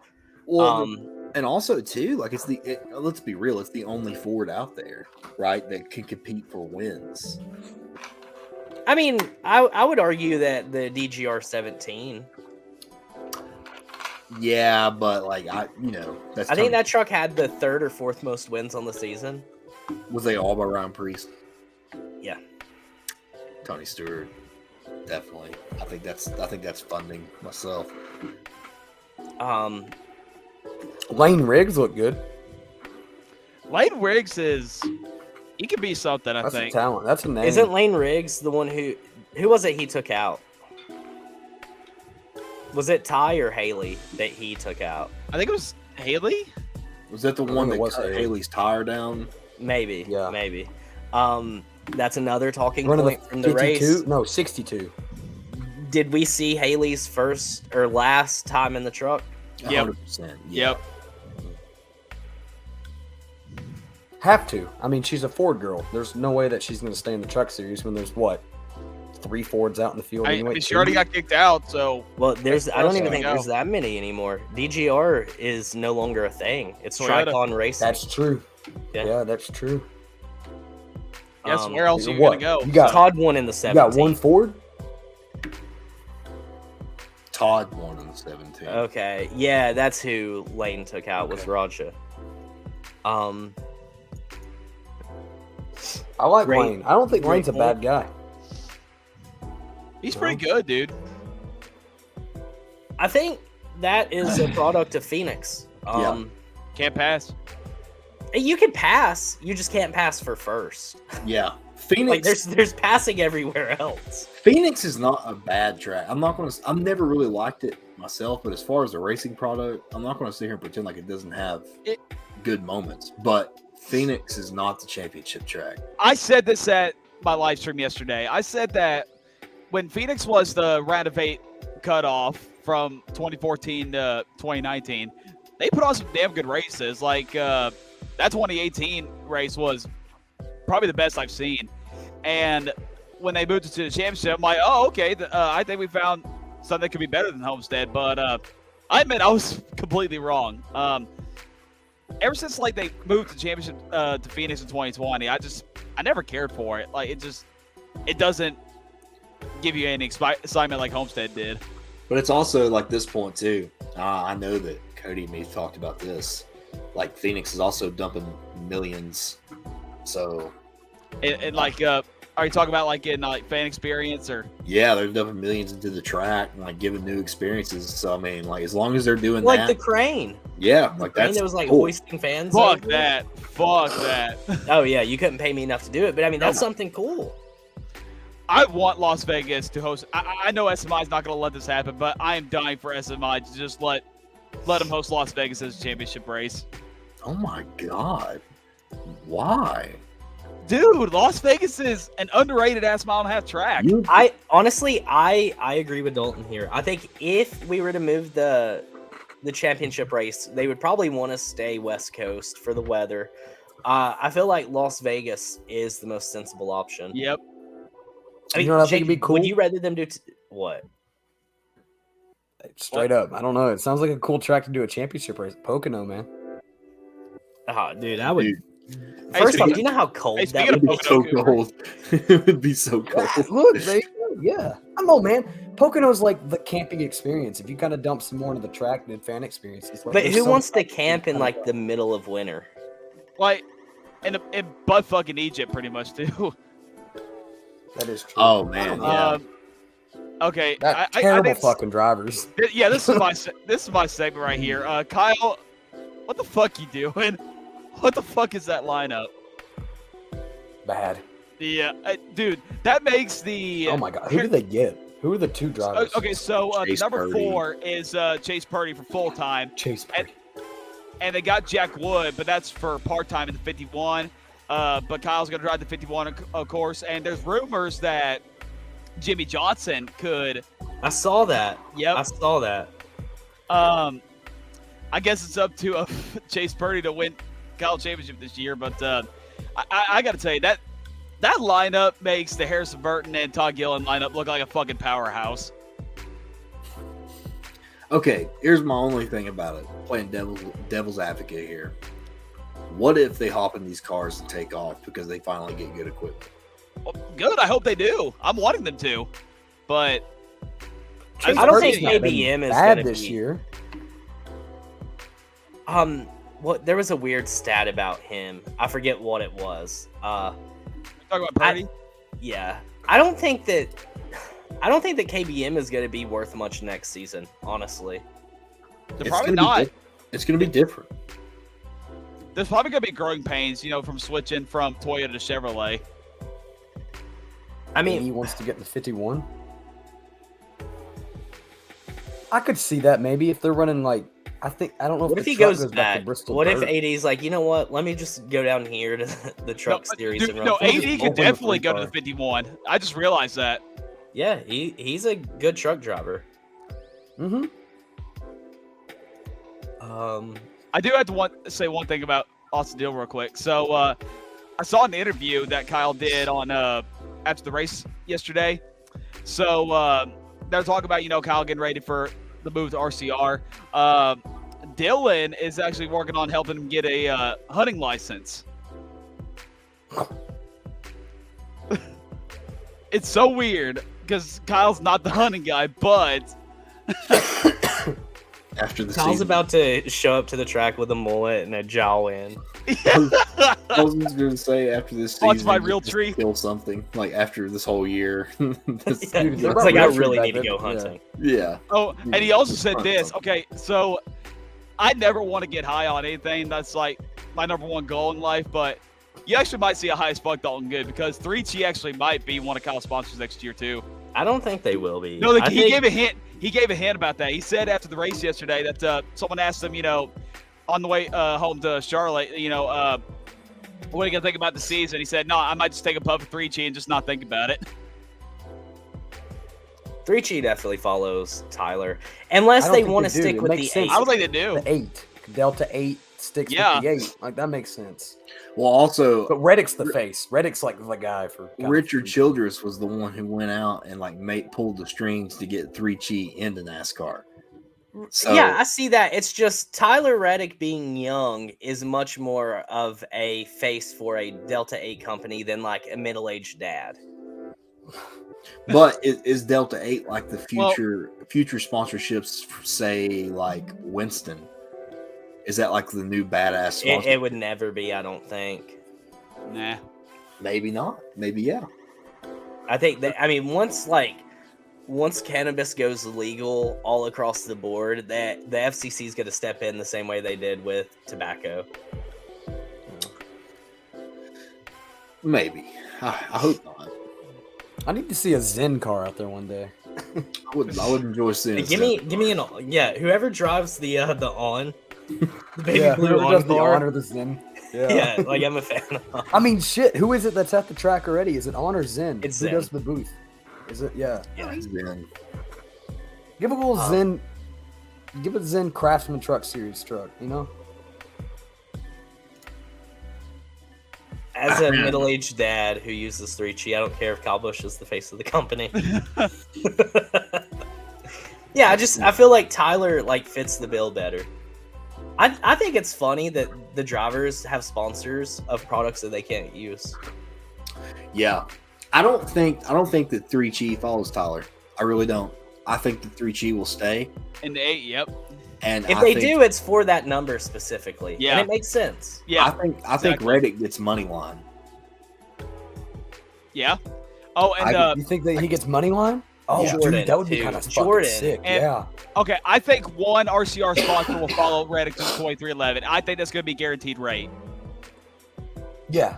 That could that's be. fine. That was probably a good one because Yeah. they switched from Roush after last year. Yeah, right? we're from Ryan Newman. That's right. When Ryan was there, yeah. Because Year- Ryan year was in that before commercial back from that wreck. Yeah, 2 years ago, yeah. 2 years ago. Because Zane Reddick was Smith's kind the of dying with champion. sponsors, yeah. Zane Smith is the champion. Ford won the championship in the Truck Series. I was happy to see it. Congratulations, Zane. Shout out Loves. Shout out, Loves. Shout out For Zane to Loves. be such a nice guy, like his celebration speech was very profanity laced. Yeah, it was. And all I'm gonna say is, shit costed Dale Earnhardt Jr. a championship. How times have changed.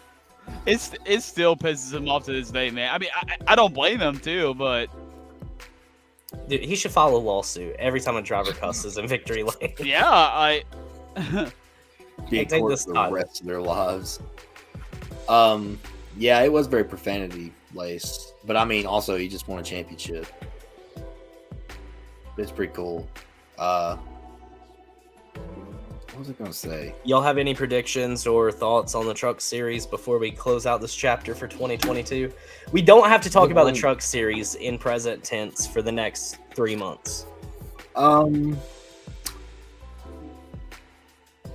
Yeah, I don't really have anything. Give Lane Riggs a shot, and Riley Herbst is going to look damn good in the truck. KBM just don't suck. Can't wait to see Haley move up and win a race next season. In the Xfinity Series, a lot of people would argue that this was the most exciting race of the weekend. It was.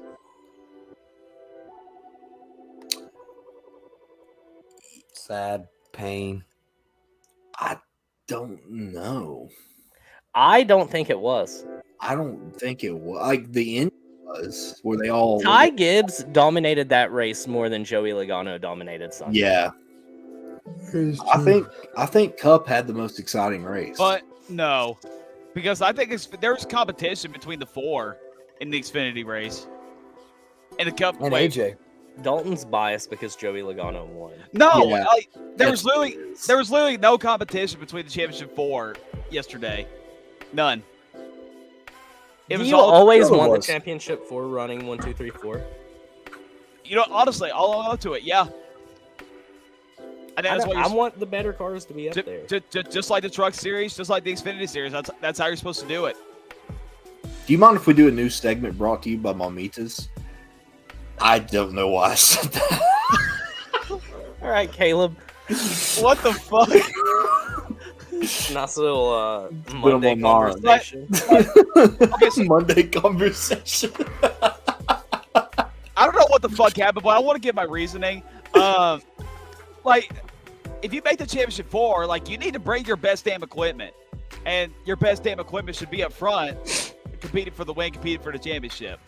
Yeah, but when you got Joey, Joey was locked in, but we'll get into that. That's my thing. Joey was absolutely on rails. We'll definitely get to it, but Xfinity. I mean, it's bad to say, like, oh, go ahead. Yeah.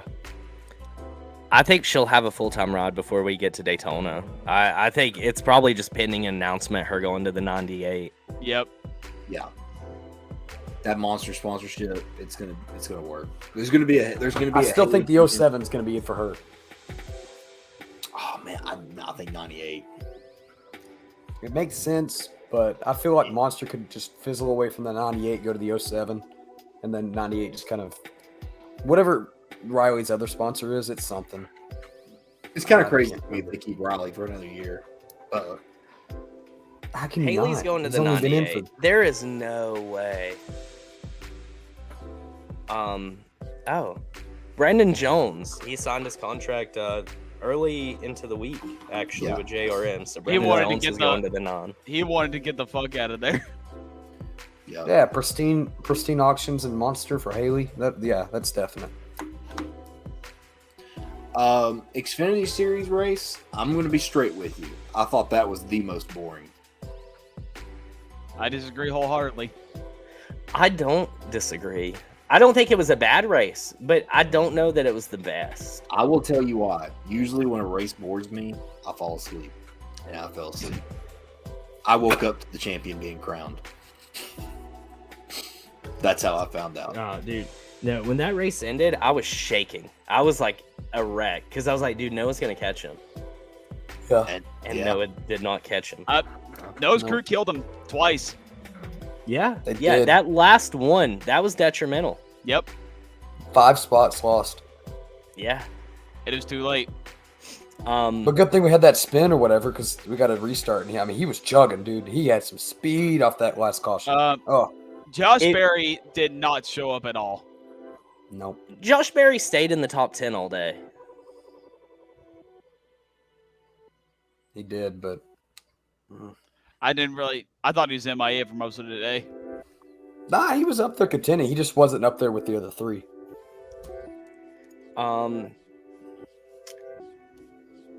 Honestly, I don't think so. I don't think Noah would have wrecked him.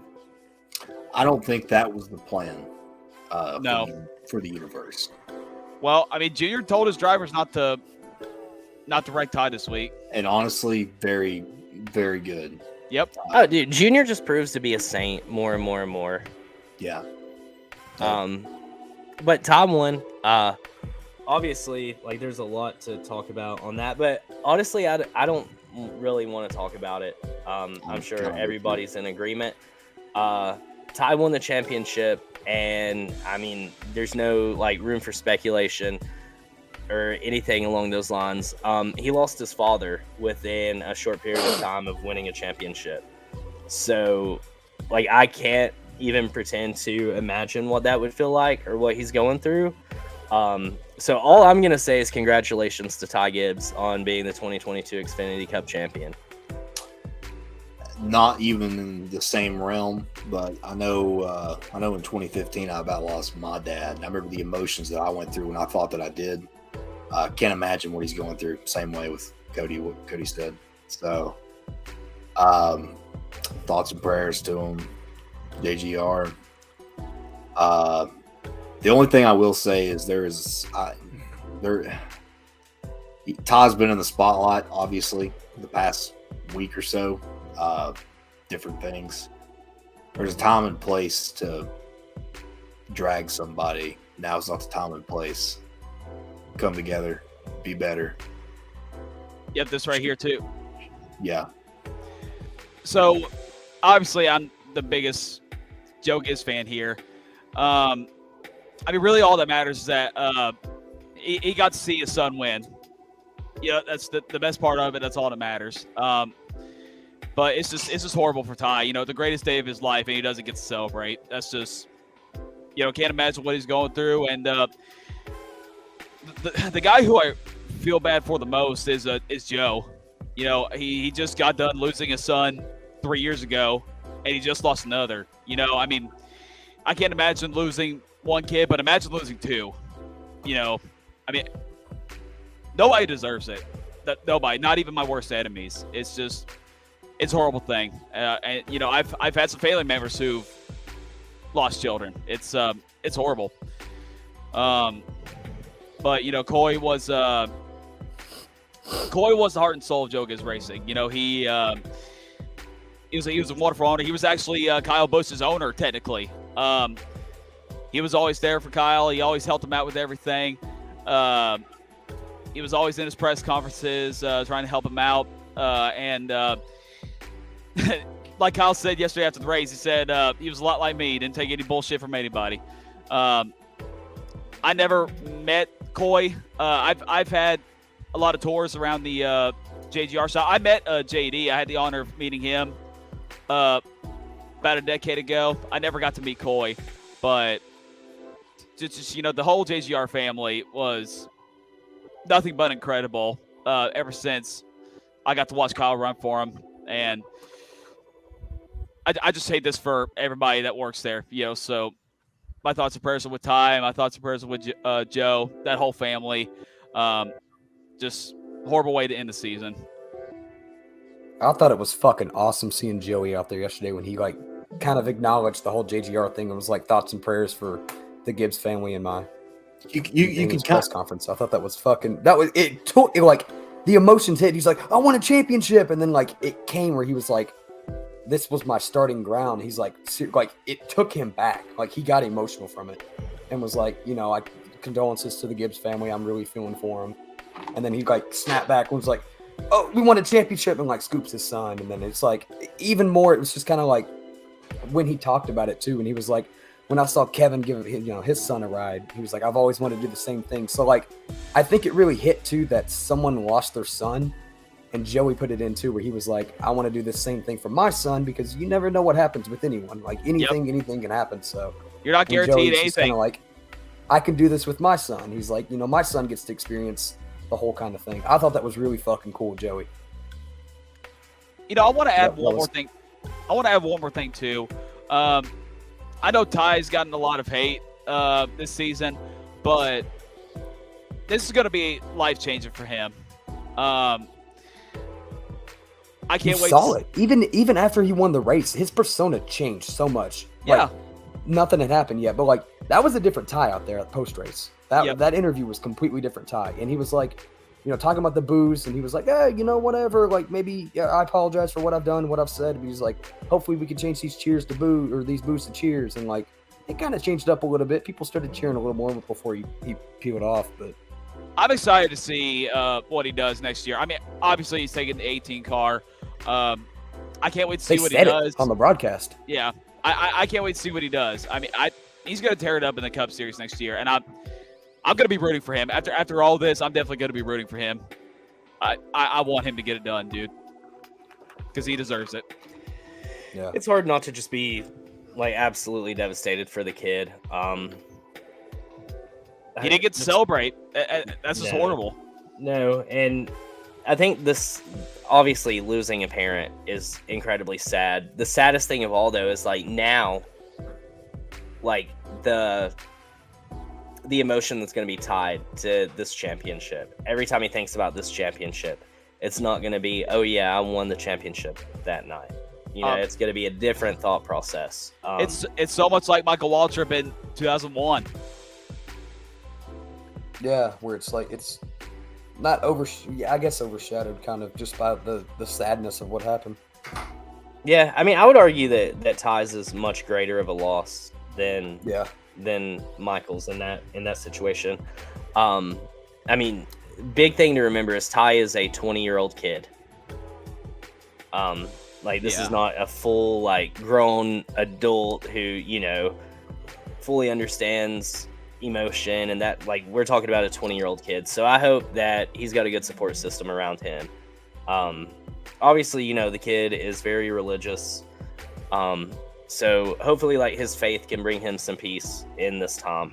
Like I said, I just don't want to dwell on it or too much because I feel like that's all everybody's going to do. So trying to focus on the positive of it all. Ty is a NASCAR champion. Don't know what happened to Jacob. Hold on. Spectrum again. Okay, he texted me and said What do I've we never feel been about- more pissed in my life.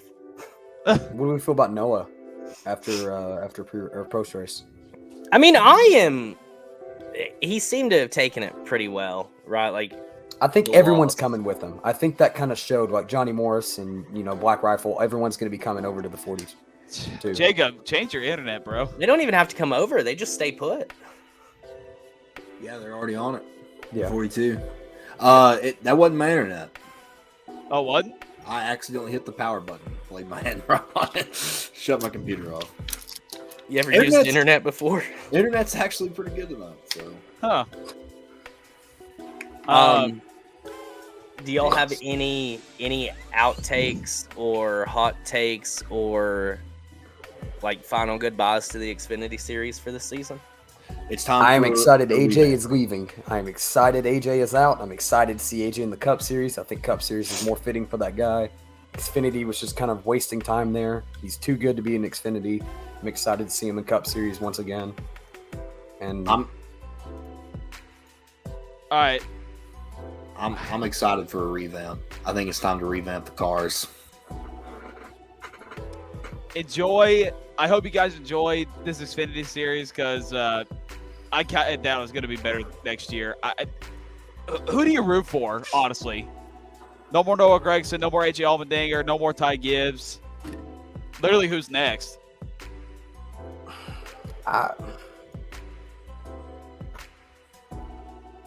Josh Berry. Austin Hill. Austin Hill. Yeah. Sheldon Creed. Like, it's going to be good. I don't think the Xfinity's in a bad spot. I'm glad that these guys are leaving to let like this young talent actually get a chance to win. And I know I say that coming off of Ty Gibbs just being 20 and dominating, but like he doesn't. Noah race being like like 24. Yeah, but I mean these guys like just dominate, and now like we might be able to see. We're probably gonna finally see the Justin Allgaier championship, right? Like he is the veteran of the Austin series Hill. now. Austin Hill's coming for vengeance next year. And if you mess with Austin Hill, he will give you the worst fucking haymaker suck of your you. life. He will punch the soul out of your fucking body. Such a fast punch for such a big man. My God. Parker's going full time in the 48.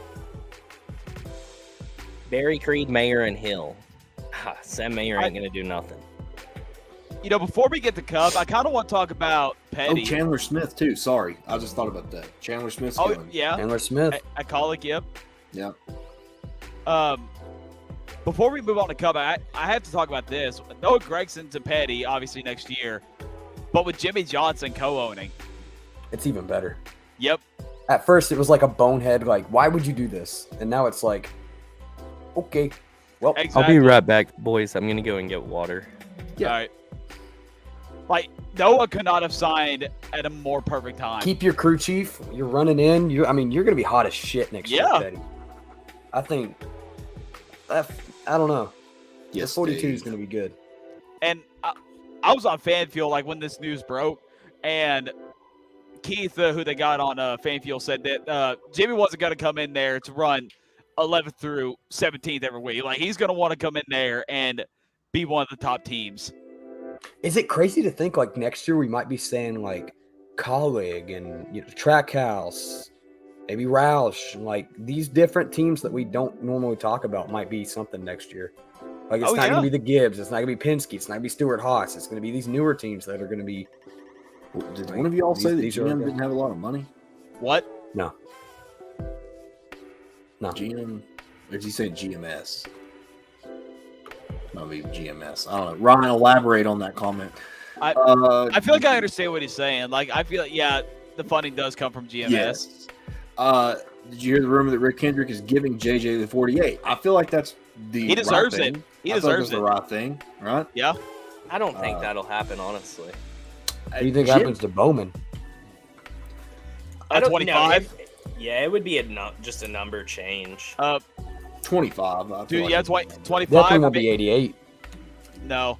Well, okay, wait. He had 25. There was other numbers he had, but I can't remember what they were. 50. But that was when the 50th anniversary. He ran that for like one season. I feel like it would have to be 25. Yeah. Bring back the Vickers number. 57 and 25. I'm telling you. 57, yeah. It's not going to happen. No. 84. I feel like that number's done for. Jimmy's going to drive the 44. I feel like he'll get the 48. It's going to be 44 or 48, one of those two. I could see him getting the 48. The 88, okay, here's the deal. It was so rough for me when Junior got the 88 because my dad was a Dale Jarrett guy his whole life. So it took me forever to adjust to Junior being the 88. And now that I'm older, like Junior is the 88. But I feel like that number dies. What number does Bowman actually want? I think it's just how much ever Ally wants to pay him. I don't think he cares. Yes. Cody. Yes. Dude, Briscoe, had he won in at Martinsville last week, he would have been like in contention for the championship. Yeah. 57, 25. I feel like 25 is the number. Underrated scheme Matt is that comes back. Casey Mears car. You talking about the regular National Guard car, his Coke 600 winning camouflage one? Yeah. I mean, both of them was good. Yeah. Does Joe Gibbs have? No, he's not. 25 would return, but we all know that 25 was cursed after Tim Richmond. He commented that twice. Yeah. We went Cup Series racing, boys. Who was your championship pick? Mine was Ross. Chris Bell. I talked to Cody on the phone for the race. I said Joey was my pick, but I wouldn't be mad if Chris Bell won. I called Joey November 1st. November 1st, 2021. I said 2022 was the year of Joey Logano. Dalton told me that I would eat my words. And Dalton, how's your word soup tasting? Because you're eating yours, bitch. You were on that for a long time. 22 and 22. Yeah. Yeah. Dude, what the fuck? I started writing reactions this season, and the first time I ever streamed, he fucking won the LA Clash. And to end it all, of course, he had to win the fucking championship. This man won the first race of the season and the last race. The thing is, though, is he was so dialed in. I'd never seen Joey like that. You know, Joey... Isn't Joey Italian? Yeah, I actually do think he is, yeah. Yeah, so he made like an Italian sandwich with the NASCAR season. He put sliced bread on both ends and squished it all together. Put it in the smoker. Got a smoking Joe sandwich. I think the saving grace is that Chris Bell didn't win because I don't think Chris Bell's going to stay at Gibbs. So Chris Bell's I feel like if he would have won, staying at Gibbs, bro. It'd have been a fat ass contract that's like, here you go, brother man, like you're here for a lifetime, and now it's like, okay, good, don't stay. Patrick, yes, please. I've never seen Joey like that. Like he was so dialed in. I mean, let's be honest. Joey has been in the championship for so many times. Like I had not even kept. When they released the stats, I was kind of blown away by how many times he had been in the championship for. He was just dialed in, man. I don't think anybody would have had anything for him. Not even Ross. How much do y'all pay for your coffee? I don't drink coffee. I don't drink coffee. I get Death Wish. I like the medium roast Death Wish, so that's like fucking $16 a bag. So, fun fact, the Kroger breakfast coffee tastes literally just like McDonald's coffee. And I love McDonald's coffee. I do not like McDonald's coffee. Really, McCafe's where it's at, bro. Mm-mm. Different Dunkin', bro. Overrated. It's cheap. It's good. Cheap. 99 cents for a large coffee is cheap. Ah, but it tastes like a 99-cent coffee. I'd rather go to the Weigels up the street and get one. Dude, the Kenjo coffee slaps from what I hear. Shit, that's put some hair on your chest, bro. That's Yes. fucking. That's straight You get down. that, and you get the granddaddy sandwich. You get that fucking 4-foot long sandwich, bro. Shit's like $10. Like, walk over and get you some Mad Dog too while you're at it, man. Kenjo's got it all, dog. Get that orange Jubilee.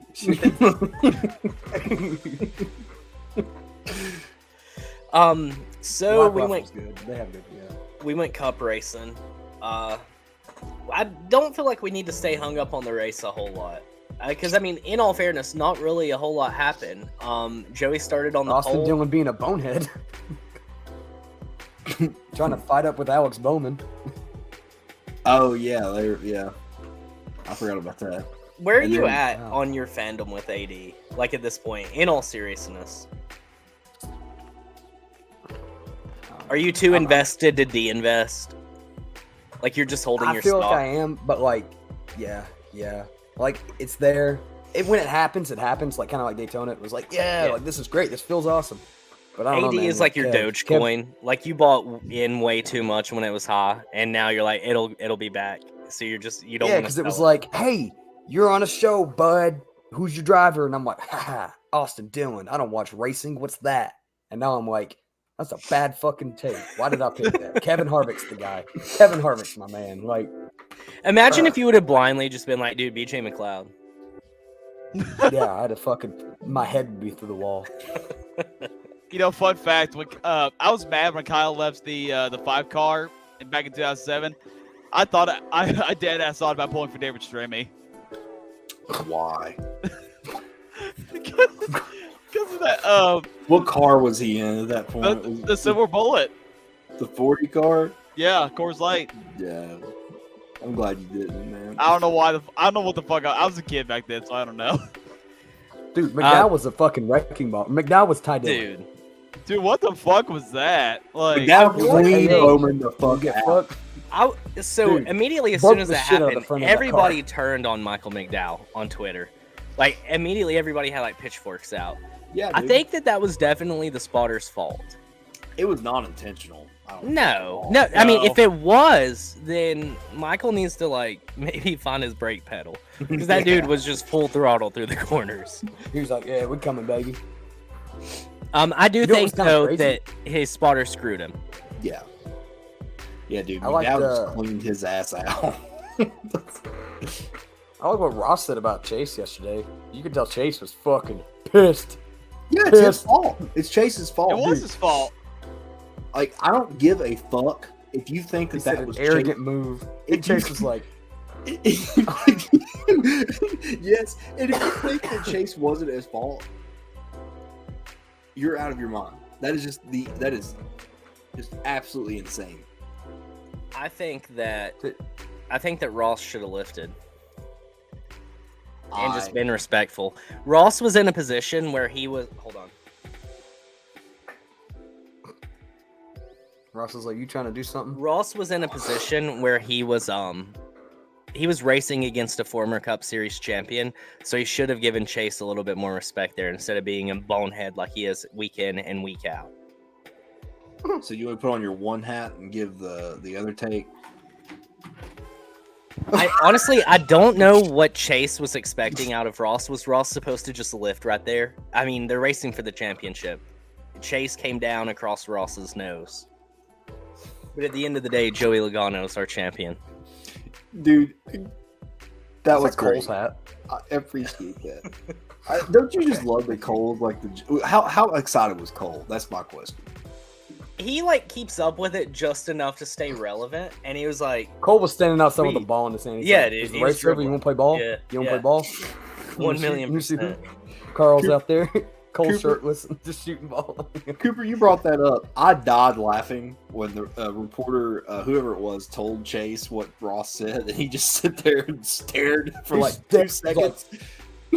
Yeah, Dude. my 9 team looked great out there. I appreciate everyone out there this season. Chase had a bad day. After the fact, he was like, I'm not looking forward to 2020. Whatever, like I'm not counting down the time. Same. Yeah, he was like, I can't wait for this vacation. This 3 months is gonna be great. Like, I did see Blaney's interview. So, speed through the race. Ross wrecks. Chase wrecks Chase.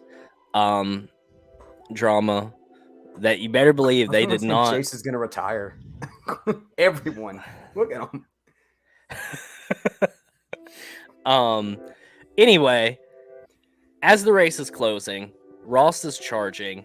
Joey and Blaney have the fastest cars out there. Ross is catching them. I think Ross did end up having a faster car towards the end. I don't think that it would have mattered, though. I don't think Ross would have been able to overpower Ryan. And I definitely do not think, like, Ross would have had to, like, flip Joey Logano, which, I mean, he would have. Yeah, like, 1,000,000% would have. But he would have had to, like, right rear Joey. Just bottom line. Because Joey now has the widest rear end in NASCAR that Ryan Newman has gone. And I think that Dale Jarrett put it best. I think it was Dale Jarrett that said, I could be wrong, but Joey has won in more fifth-place cars than anybody I've ever seen. He can take a car that is not the best and just win a race. Cody's gonna flip over that comment. Which one? The last. That's your comment. That's you. Dude, I've been saying it. I have said it for so damn long. Blaney has completely fizzled out as a driver, in my opinion. I think Blaney has reached his ceiling and peaked. Blaney is about to be the next Ryan Newman. I don't think that. I don't think that at all. He'll have a few more seasons where he gets like 2 or 3 wins, but that's as far as it's ever going to go with that guy. Hell, I don't think that at all. He doesn't have that dog in him. I think he does have that dog in him, but he's going to have to get more aggressive. He's got a puppy. I've always said that. I did find the interview with him to be so strange because that reporter asked a question. I've never seen Blaney play it. Yeah, I'm trying to find it. I've not seen it. Yeah, I've not seen it. I saw it this morning, or whoever texted. I think it was late last night or this morning. Whoever in our group chat text. Blaney does need to be more aggressive, in my opinion. But also, too, 12 cars: Blaney, Newman, and Mayfield. Blaney needs to not be a pussy, to be honest. Yeah, hey, Amanda, if you can send it, that'd be dope. Please. That's crazy. I don't know why I can't find it. It just literally does not exist on YouTube, I guess. I search Ryan Blaney Phoenix interview, and like Chase's comes up, Ross's comes up. I do want to say that having the post-race show for the championship on Peacock is the dumbest shit I've ever seen in my life. Thank you. Yep. I got it.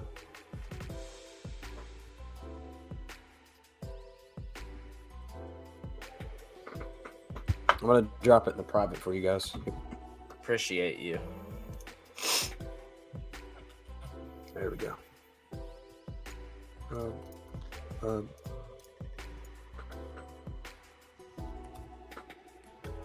There you go. Appreciate it. Thank you for sending that over.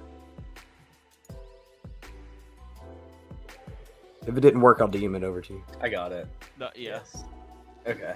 Thanks, sir. Let me just do my magic over here. Here we go. Leading over 100 laps and finished consecutive day, Ryan, for the nature of your anger. Yeah, obviously. Dumb question. Really good Menards. Ford all day. Just didn't get through the restart and couldn't pass anybody. Did you have the car to win, and did you not pass your teammate on purpose? We had the car to win and couldn't get by him in dirty air. That's Ryan Blaney, obviously. So, thank you. Great. So, let me pull this one up. Notice how feisty he was, right? Mm-hmm.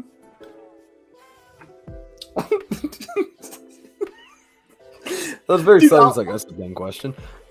Dude, the way he said it, he was like, to win. That's a dumb question. Man. Shit, dude. That one got me. I laughed at like while I was live. I thought that was funny when I was live. All right, let me. Ryan is only friends with Chase to meet Dawsonville sisters, Luke and Leia style. He's actually, isn't he? No, it's William Byron who's dating Blaney's sister. All right, Yeah. listen to the captain here. All right. Back here, Marty, with Roger Penske. First of all, what do you think of your two-time champion?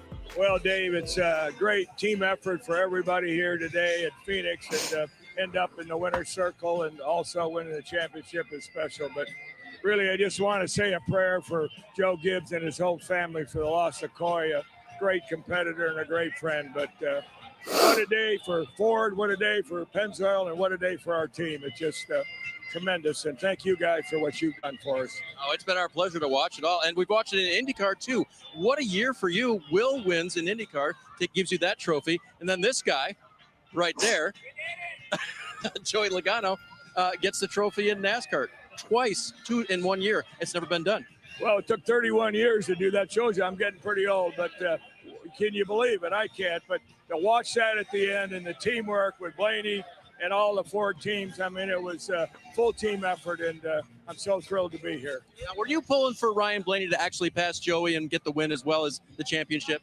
I think I told him on the radio, you're his wingman one time, right, with about 10 to go. Now, I think we were fine the way we were. No, it turned out very well. So, I always wonder what's next with you because you've got so much going on. So I believe that goes without saying. Now you know why Ryan was pissed. Yeah. Okay. Do you blame the move? As a team owner, do you blame that? No, I don't think that Penske's in the wrong in the least bit. But also, though, as the driver sitting in the seat, imagine if I'm your team owner and Jacob Cooper's leading and you're not even in the championship battle. So if Jacob finishes in second behind you and you have a better car, you win and he wins a championship. And then I'm like, no, let him win. Yeah. Like, you're going to be pissed. Yeah. Well, honestly, though, I feel like I might not be. I feel like if you're a team player, it shows, right? And, I mean, at the end of the day. Yeah, but Blaney don't have a win. There's no win besides Texas. But he's got a multi-year contract. He can come back next year and win. Obviously, the team's in a good direction. I would be pissed, too, though. Like, I'm not defending Ryan Blaney at all. I understand why he's frustrated, but I do agree with you as well.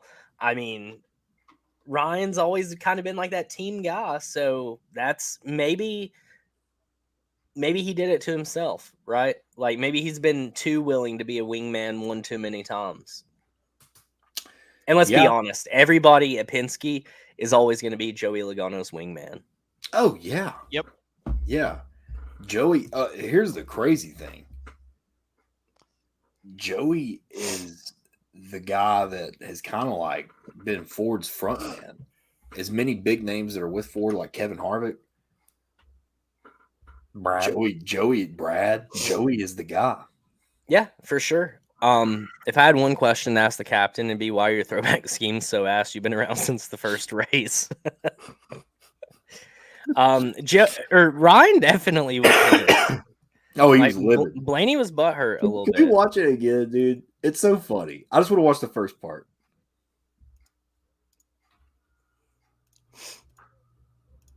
Now I know Michael why Jordan audio guy fined quit. Bubba $1 million, which is half of his salary. What? Yes, that apparently Jordan did fine Bubba. $1 million for the right hook. Gets out of his 12 car visibly upset after leading over 100 laps and finishing second today. Ryan, what's the nature of your anger? Didn't win, obviously. Just been out of shape. Bent out of shape. It's kind of like pouting. He's like, didn't win. Yeah. Yeah. I mean, Ryan makes a good point here. If you watched the second episode of the race for the championship, the NASCAR show, Austin Cindric like screwed Blaney. Twice. Oh, hardcore. Yeah. That one I saw it live. Yeah. Yeah. Cindric has that Daytona dog. 500. Yep. Yeah. If Rusty had a Blaney, he'd have another championship. Yes, agreed. I don't think that he was acting. No, that was not acting. That'd be a stupid thing to act about. Yeah. No, that Like, was Roger's real. like, so you're not a team player? And Ron's like, oh, no, dude, it was just a joke. That's raw. Yeah, that's raw emotion. Do you know what escaped my mind? Daniel Hemrick was running the 23 yesterday. I He completely ran forgot it about well, that. too. He finished 17th. Yeah. Yeah. Yeah. He outperformed I Bubba. completely forgot that. I didn't hear Bubba's name at all yesterday. Not once. If you think about it, you didn't hear really anything about Toyotas. Who got the owner's championship? Who ended up- Logano. Joey. Mm-hmm. Joey. Yep. Bubba actually ran pretty good yesterday. Yeah, by the end of the race, though, he fell back to 22nd. But, I mean, he was consistently top 12. Kyle Busch. Martin? Kyle? Kyle had a good day. He was named. Kyle was the Kyle had a best good day. JGR finisher yesterday for his last race with Joe Gibbs Racing and his final race with M&M's. That's all He I got the wanted best as a car fan. yesterday. That's all I wanted as a fan of Kyle yesterday. I didn't want him to win. I just wanted to have one last good run, and he gave that, so I'll take it. Do you ever find your face in the car? Okay, let me tell you something. Finding your face on that car should be a national sport. Like, who is the Wit on Twitter? Wit Blattner. He's like he found himself like 8 times. Okay, yeah, it's because M&M's like didn't submit or the people didn't submit that much pictures, so they kind of just added more people just to like fit it in. Yeah, there were a lot of people that were on there more than once, and for some reason, like people could not find me. I should have done that picture of Cody. Where the hell is I mean, I know I'm on there, but I just couldn't find where. Like, I'm still one? What, the picture? Yeah, I feel like I should have sent in a picture of Cody. Let me find it. Oh, that original edit you made for me from way back? No, not that one. Not that one. No. I'm close to it. Dude, where do you think he put you? If you had to guess, where do you think your face was stamped? What part of the car? Honestly, the roof. Because you're on top. They're like, he said, "God damn it" on TV. Like, fuck that guy. This.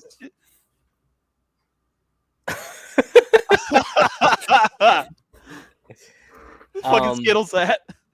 No, Raja's gonna be a Chevy guy, I believe. Especially like with his ties to Rev Racing and them going to the trucks.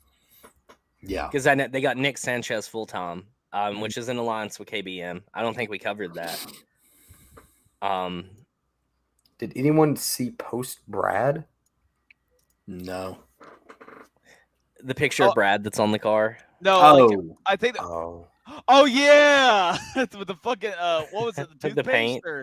Or maybe he's talking about where he caught on fire for his last race of the year. Oh yeah, dude, that was fucked. I literally got in a fucking spiel about talking about how these cars were kind of shitty, and Gunner's sitting watching it with me, and we're talking like we're just shooting the shit back and forth, and they're like, "And Brad's on fire, and Brad's safe," and I looked over, and they're like, "And NASCAR's tried to fix this," and Gunner goes, "Damn, I guess you were right," and they're like, "Yeah, Ford's had a problem with this all season, Kevin Harvick, so on and so forth," and I was like, "Well." I think people were talking about his interview with The Athletic that Jeff Gluck posted. Like he had a lot to say about it. I don't know. Did he? I would say, yeah. Last race of the year, and your car just burst to flames. His first, his first win of the season. His So, first I win mean- of the season as a full-time Cup driver. Obviously, Joey is the champion, but I just want to bring something up because I heard this stat yesterday and it blew my fucking mind. Joey is the first 2-time champion for Ford since David Pearson. Fuck. There has not been a 2-time champion for Ford since David Pearson. And really, I don't even hardly count that because that was in Mercury. It could have been Carl, man. It could have been Carl. It could have been Carl. Everything goes back to Carl. Carl comes back next year. Oh. Confirmed. Carl to the 12. No. Carl has to live in Joey's shadow. I mean, if you think about it, a majority of old Carl fans are now Blaney fans. So, is that what the progression was? Pretty much, yeah. Really? Yeah. Why? I'm a Carl fan. No, Joey won. No, Joey won in 2018 as a Ford. Yeah. Let's not talk about 2018. Two-time champion. Oh, you're talking about that comment. The only Ford since Kurt. Yeah. Yeah. No, yeah, Joey did win 2018. Carl was safe and alive. Thank you. I wonder what Carl's doing right now. Setting up. He's probably sitting in bed. He's in his bed. His nightstand's next to him. His lamp's on. He's reading a book. His lamp. like a how-to dummies. Oh yeah, duh. Ryan is right. That was stupid on me. I was arguing with him about Joey winning. He said Joey's the only Ford that's won a championship since Kurt. And I was like, no, Joey won in 2018. Oh. I misread it too. Yeah. Yeah. So Joey is the only Ford champion since Kurt.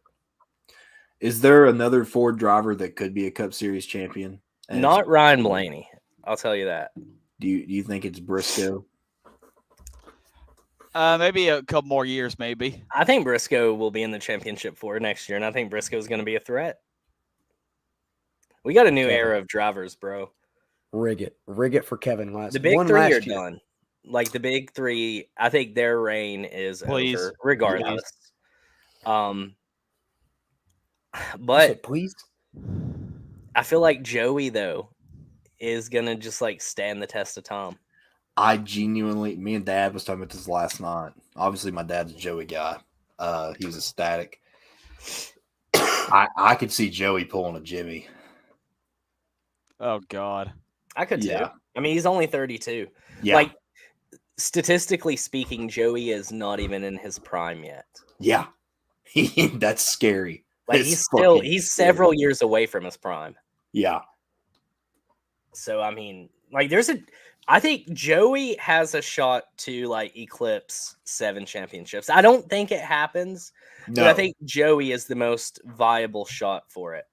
I would say if I had to wager, I'll put myself on the spot before Joey retires. I would say he's a 5-time champion.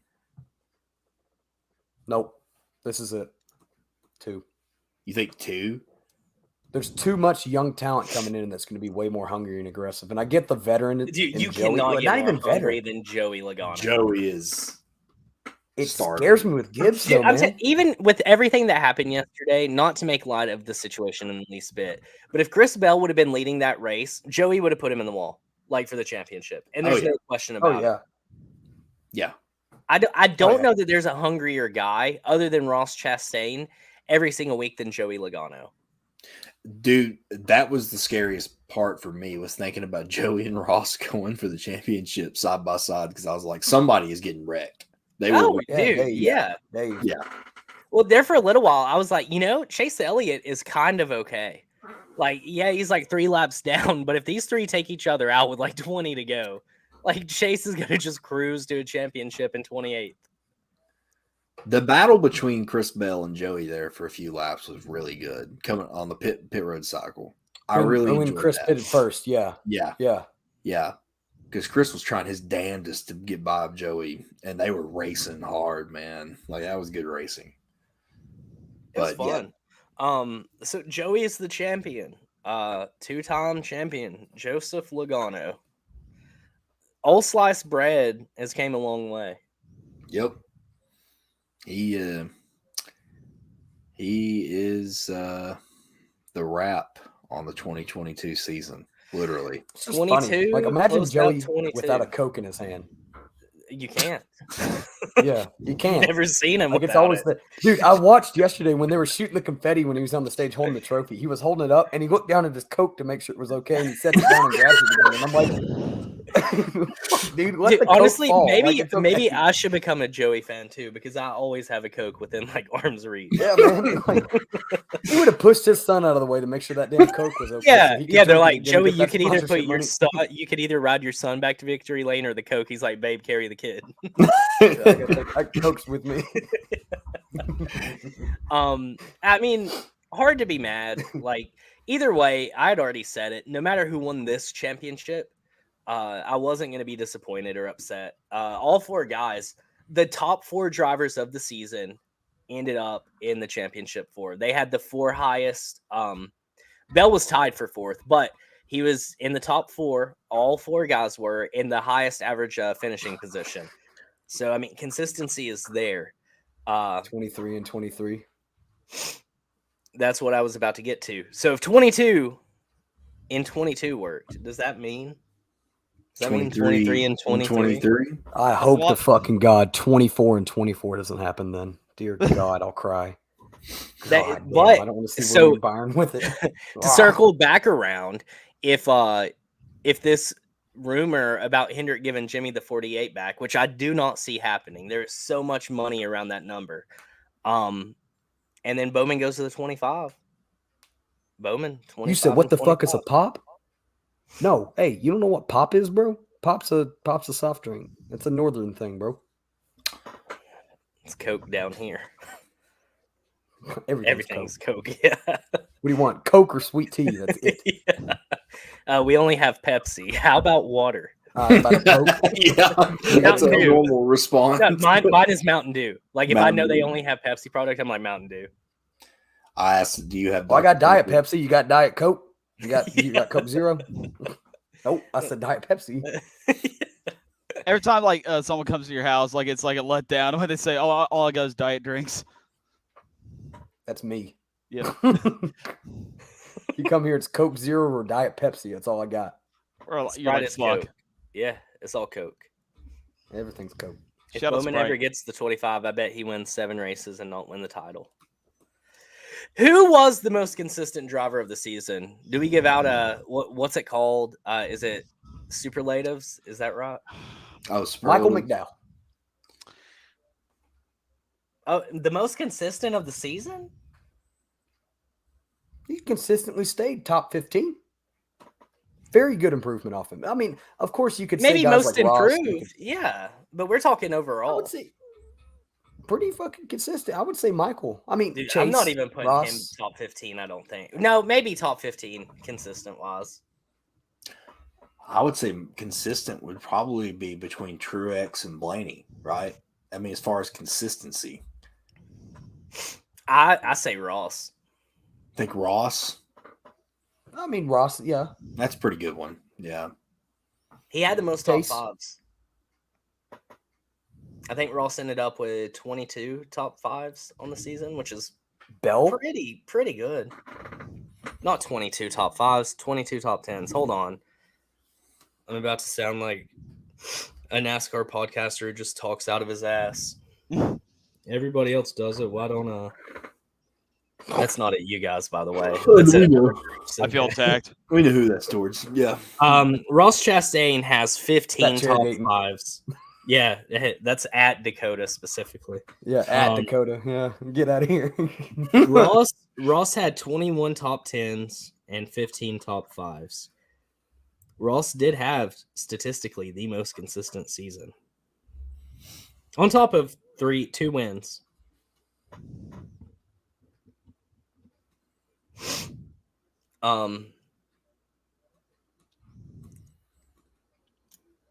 If we had the original 10 race chase, Ross would have been the champ with the lowest finish of 9th.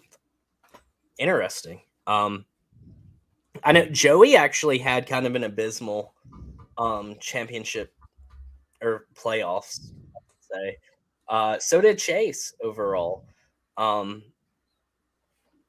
Chase Elliott, according to Google. And I feel like that's skewed a little bit. I mean, Chase had 12 top 5s, 20 top 10s, 6 stage wins, and 5 race wins. Negate one of those wins as far as the consistency factor goes. The Pocono win, I don't think is fair like give him an accolade on. I mean, it goes in the win column, of course. I don't begrudge that, but I think if you win through disqualification, you can't really say that like you went out there and had the best car that day. I mean, Chase speaking of literally said DQ, that. Yeah. wasn't Jason. Joey's car, didn't it fail post race? No, he passed. I could have swore last night I saw that he failed. There was a parody Bob Pockrass account that tweeted it. Fuck, they got me. Dude, I saw that and was like, what does this mean? Yeah, well, I saw it too, and at first I was like, no fucking way, bro. And then I saw like it was like Lob Lockrist or something like that. No, people do that shit all the time. Like, yeah, it's easy. No, that was no, real. that was real. No, Joey did not fail post race. If he failed post race, then I think they were saying come Tuesday. We would have fucking heard about it. Ross would have been. Yeah. Oh, okay. It was a 2012 tweet from Jeff Clock. Oh. I did see a Bob Pockrass parody account that tweeted that as well. Okay. So.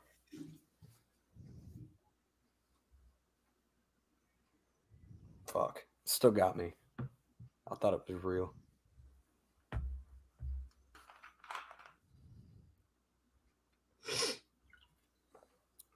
Pain. So anyway, Joey's our champion. Yeah, so season's over, guys. Do you all have anything? Everybody's got a mouthful, I'm sure. And it's eerily silent. Hold on a second. Let's do something different. There we go. Is this the 21 Drake album? Is this what you're playing right now? Yeah. What are your as you wave your checkered flag over the 2022 season? Tell me what you're thinking. We're gonna go with the guy who's gonna be the most long-winded. I already know.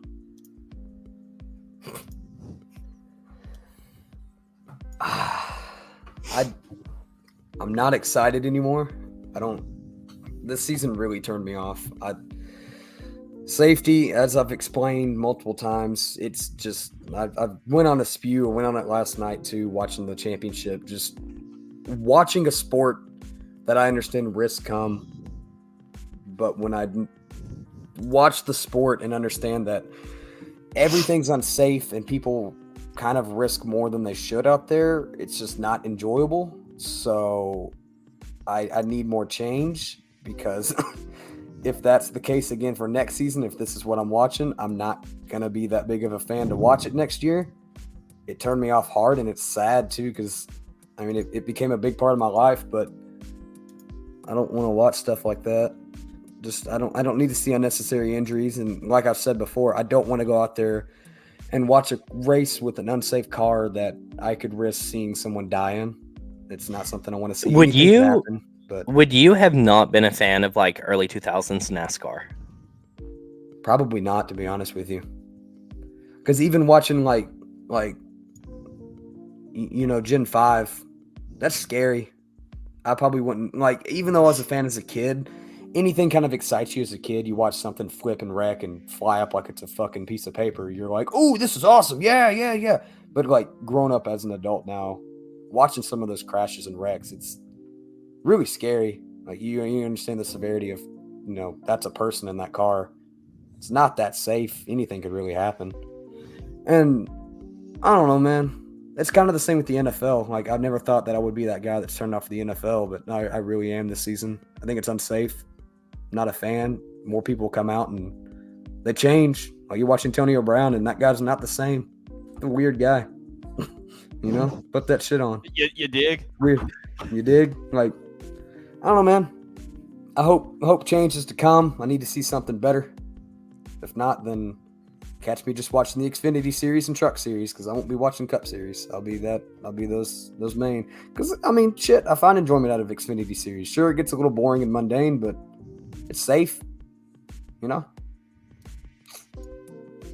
know. I'm excited for it not to be happening anymore. Kind of saves my sanity. but now I'm dead with sports. What do I got? College football? Hockey? Go I'm not a Vols. hockey guy. Hey, speaking of that, by the way, little tangent, all right? Tennessee's going to be ranked 4th tomorrow. That's going to be the case. We're not dead yet. TCU has 2.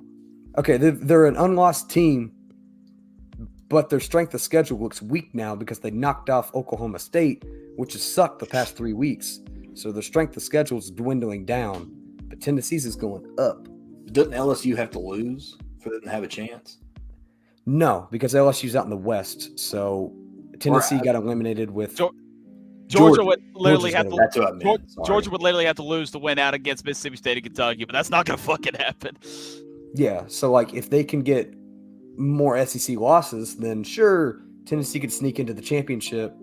But I think if Tennessee can stay, because Tennessee will probably win out the rest of the season, Georgia's going to win out. Georgia's probably going to win the SEC championship. It'll probably sit 1-4 Georgia-Tennessee, and we're going to be looking at college football playoff for Georgia-Tennessee at a neutral site. And I think that's Louisiana. I'm going to the Tennessee game this weekend. That shit is at noon, bro. Bro. No, that's next week, right? No, Yeah. it's this weekend. Yeah, this week is a noon game, and then next week at South Carolina. It's either 7 or 7:30. Yeah. Yeah. Okay. I was thinking My ass is gonna have to be up at like 5 a.m. Here, I'll take your ticket. Fuck it. You don't want to go? I'll sell it to you, buddy. I'll sell it to you at asking price. Did Notre Dame play this weekend? Notre Dame saved the fucking Tennessee Vols season, baby. Notre Dame is the greatest college football team known to mankind. I love Touchdown Jesus. I celebrate Touchdown Jesus every night. I worship the guy. I think Touchdown Jesus is the greatest thing known to mankind. I love Catholics, Catholicism, whatever you want to call this religion. It's the greatest thing ever. Notre Dame is the best fucking team in college football. Love them. Thank you. Go Tigers, man. I'm going to eat that grass. Call me Les Miles. I'm going to eat that grass, man. Fucking Brian Kelly. Brian Kelly and Notre Dame. It goes full circle. Just big hearts. Love them. What if Missouri beats Tennessee this weekend? They won't. I'm gonna put my fucking head in a goddamn blender. Dude, that'll be so awkward for me. Like just standing there, Yeah. like just You can sit there and because just I'll be be like, neutral. Yeah, and like I'm gonna have Summer in the car, like crying on the whole way home. Oh my god. Yeah, and then you're gonna get a phone call from me, and then it's Summer in the background sitting beside you crying, and you got a grown ass man that's sitting on his couch crying his fucking life away. Over here screaming the entire week that he's an LSU Tigers fan for fucking 1 week because Tennessee got wrong saved. Tigers. Yeah, wrong Tigers. Yeah. Come tomorrow, if Tennessee's not ranked 4th, I'm gonna cry. I don't see how they're not.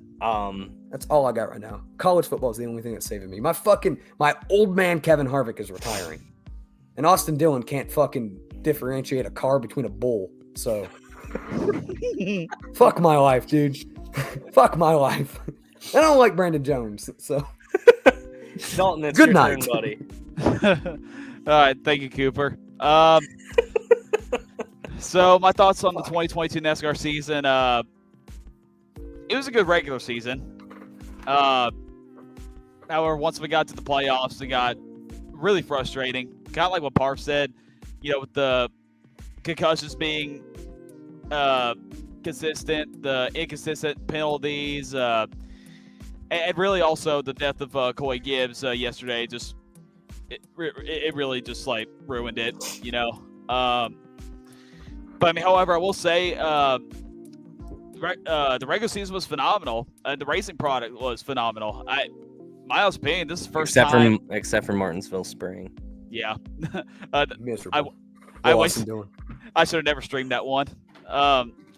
But really, as for the racing product, this is like the first time I've enjoyed like a majority of the season since like almost a decade, really.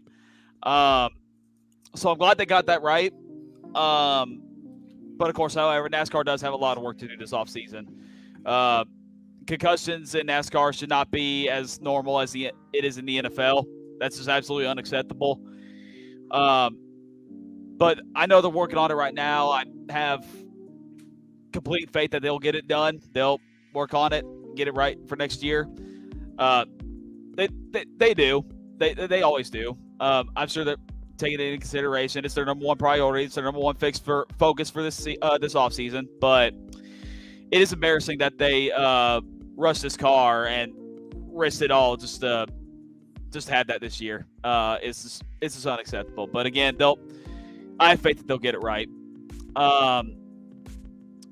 Just again, good regular season. It was fun to watch the first 26 races, but just once we got to the playoffs, it was tough to watch. And again, Coy Gibbs, just it's a horrible way to go out.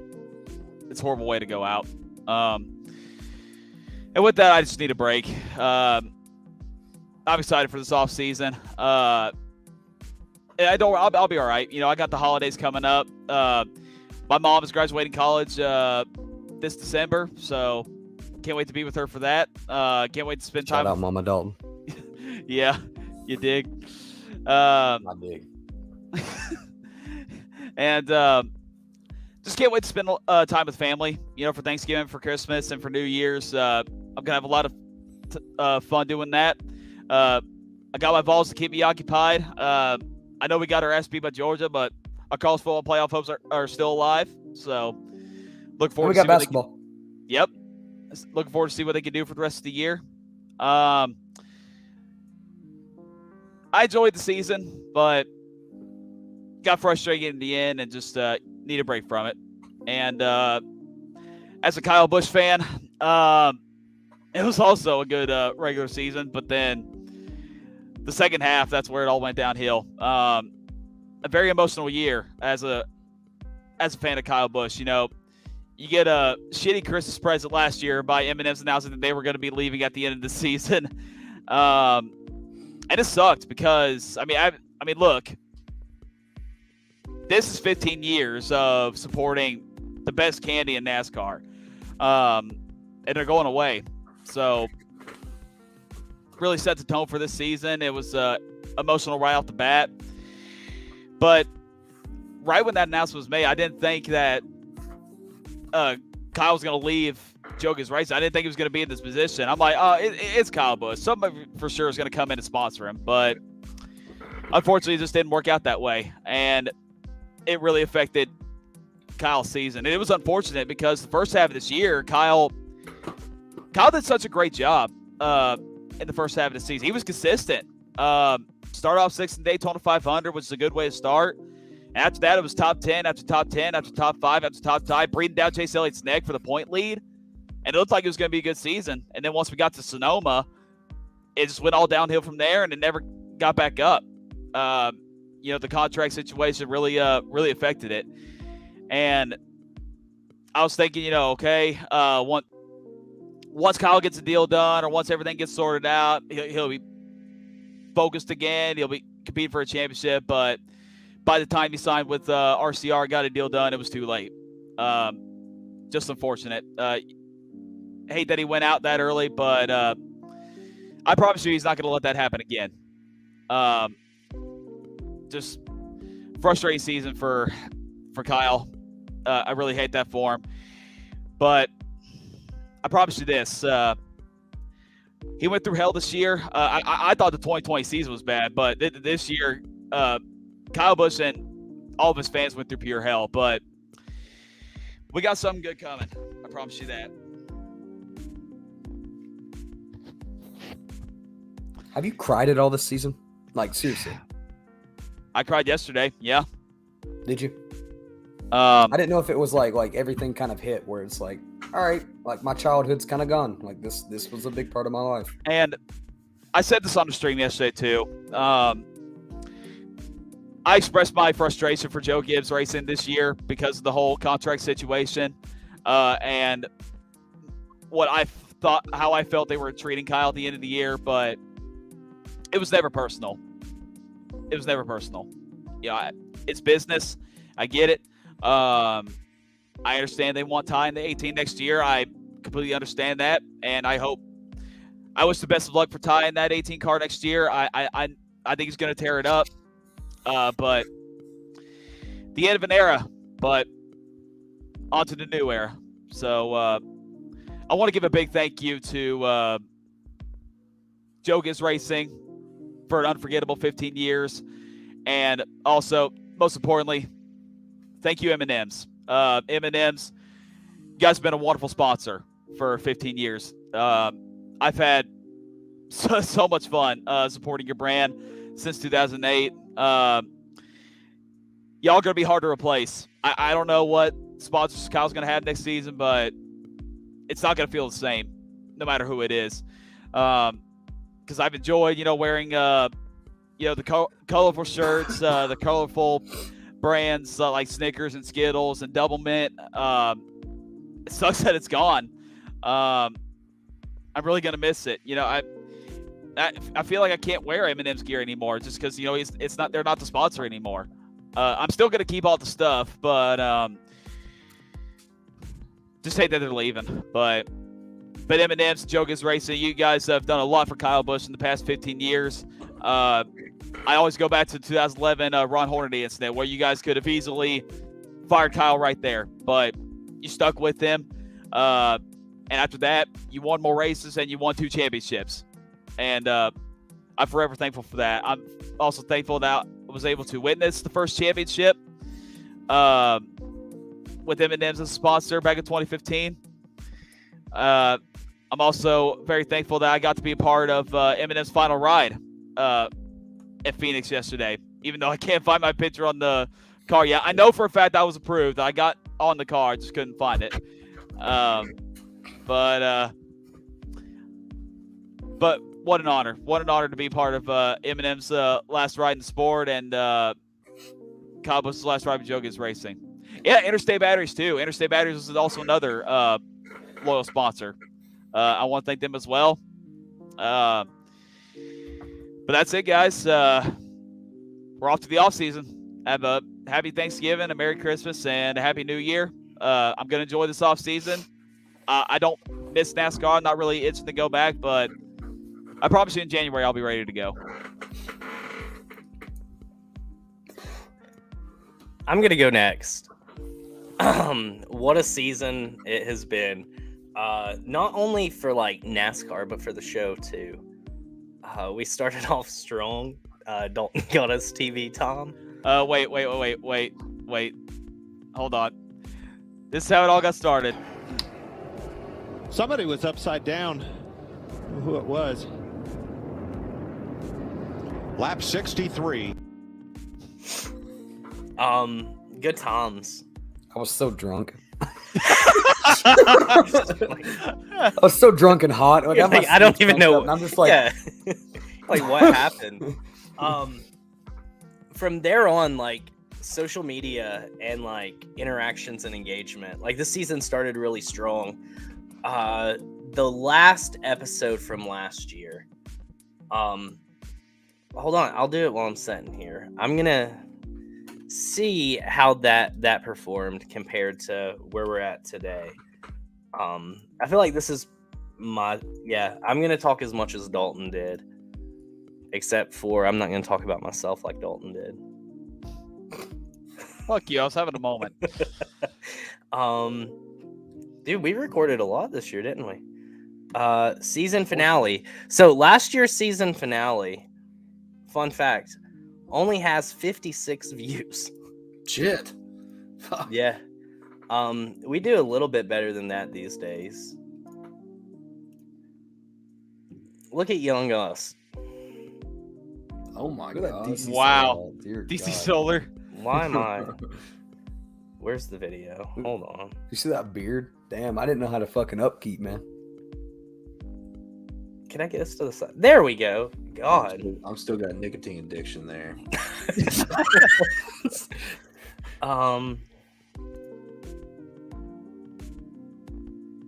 Yeah. Wow. How did we end the episode? Oh, look who joined us. Hey, Parv, wait till this weekend. We're doing it again. Run it back. We got in that random Snapchat group chat. That call. Yes! And Dalton just sitting on the shit. That was good. That was the entire time we were just talking. No! Completely butt-ass naked. No, here's what happened.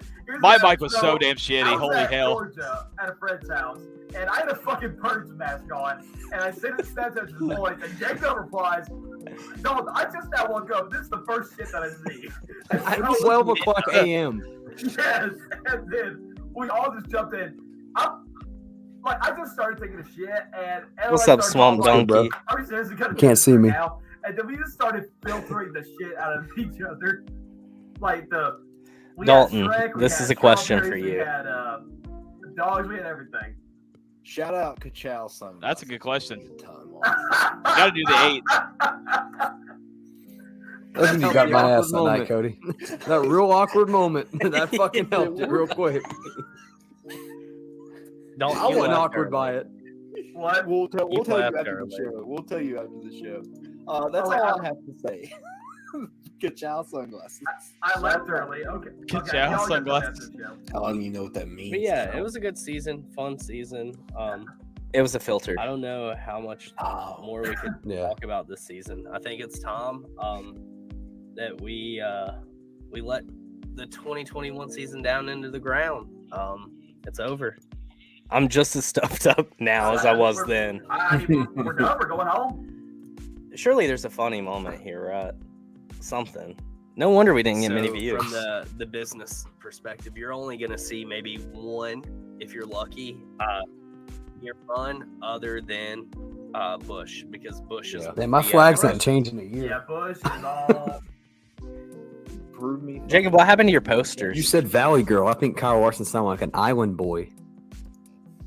Shit, was that in my house? Because I'm an island boy. Why? Dude, I've been on that trend. That's right behind you right now.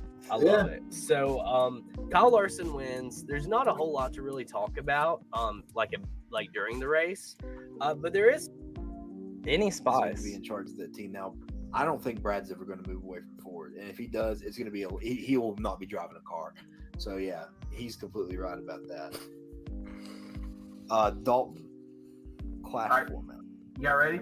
All right. Yeah.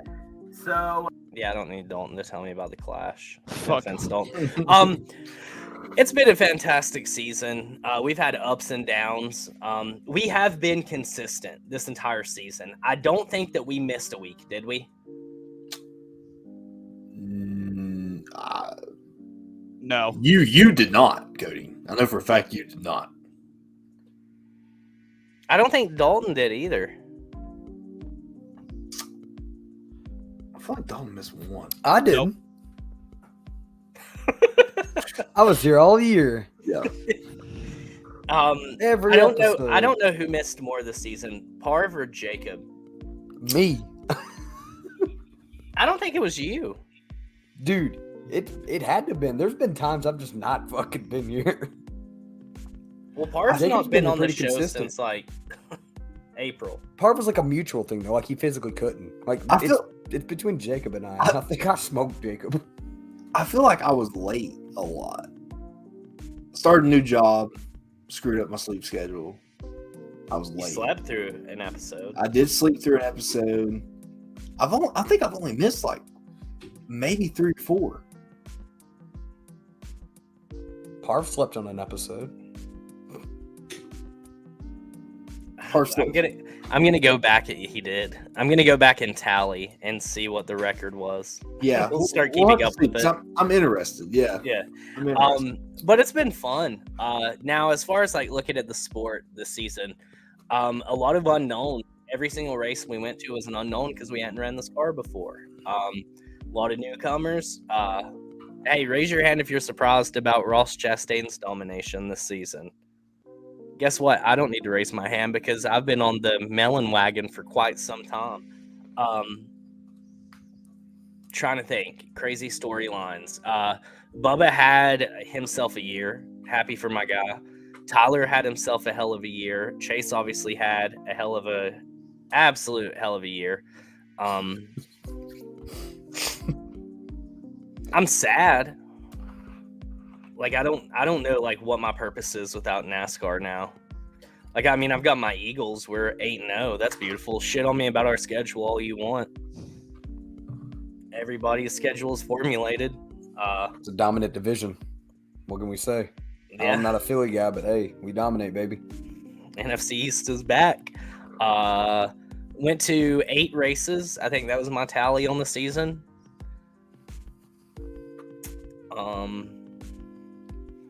I enjoyed watching it once again with like a analyst kind of mindset, but I tried to go back to watching it as a fan towards the end of the season. I appreciate everybody always tuning in and showing up while we talk about NASCAR for 3 hours on a Monday night into 1 a.m.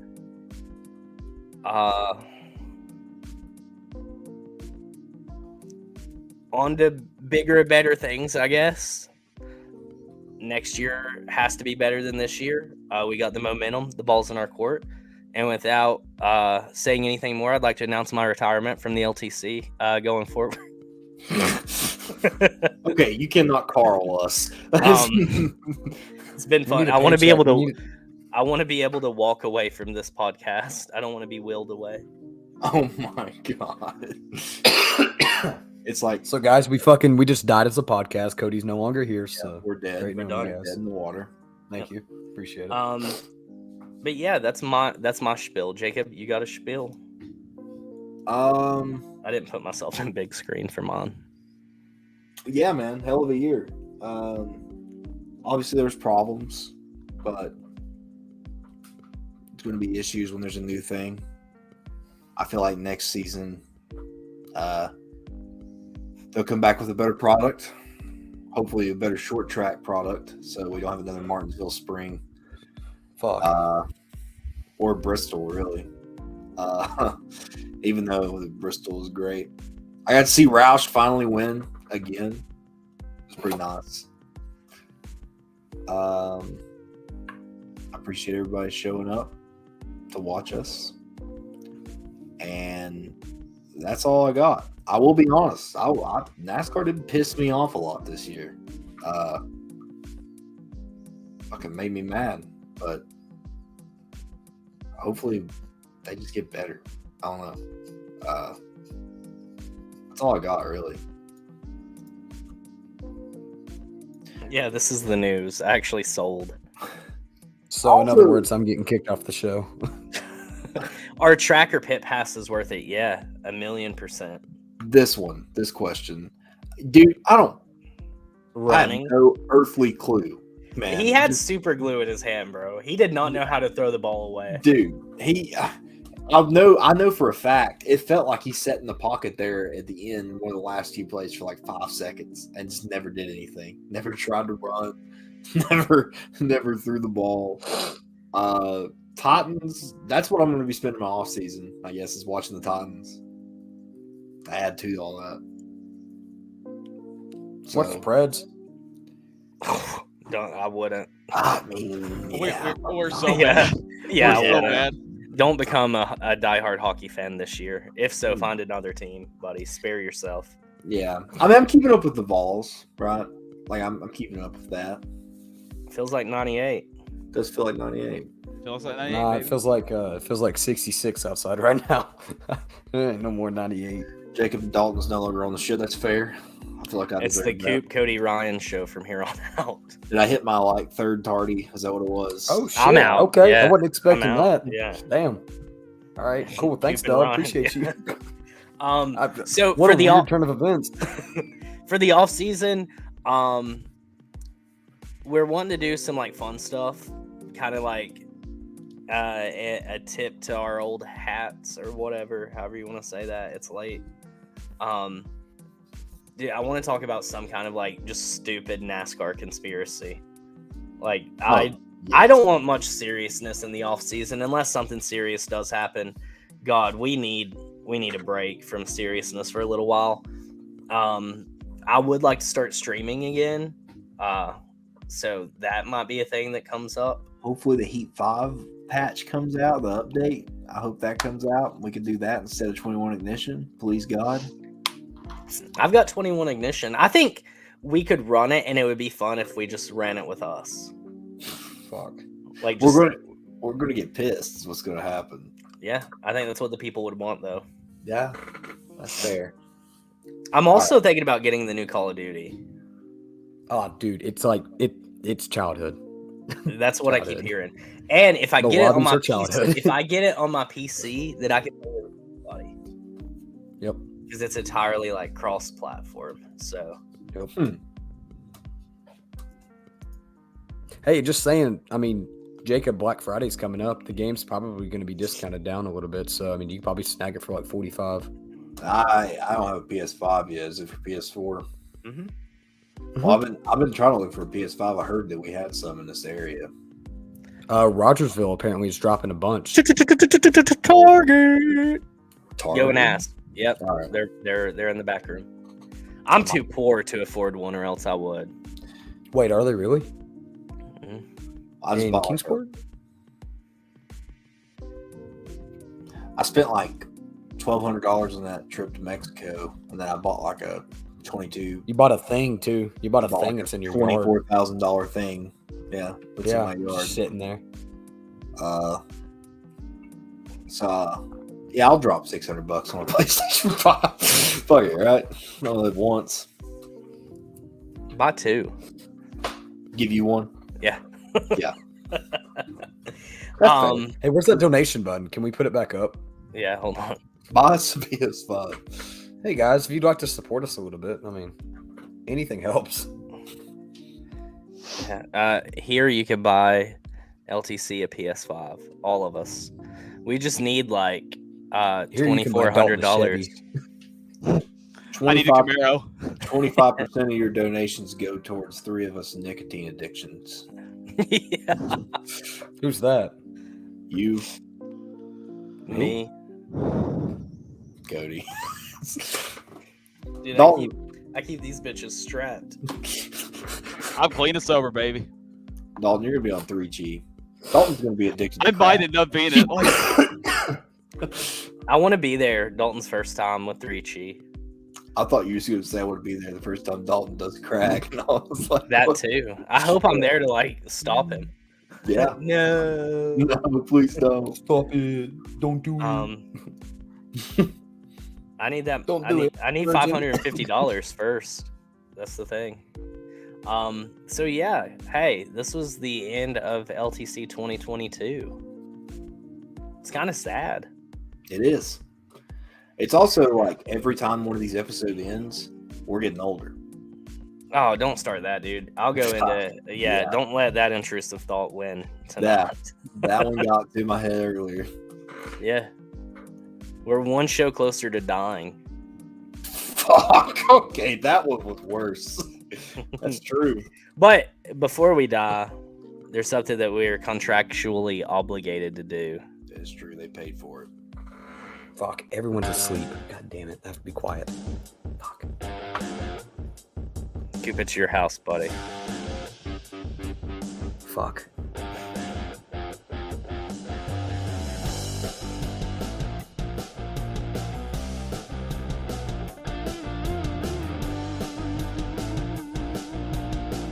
$69 mega. 69 mega. 69 mega.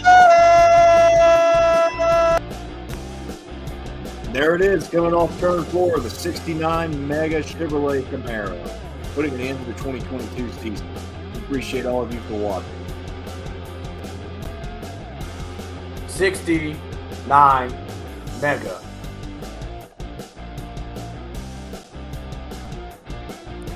Do you want a championship just like Joey Logano? Visit 69mega.com/22 and 22 to get your own 69 Mega Joey Logano 2022 Championship Commemorative Edition car.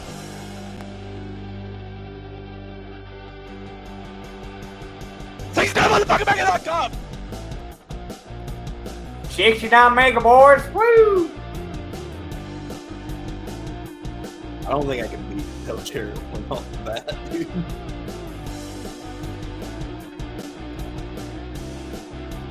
Would you like to have your own Del Earnhardt Monopoly?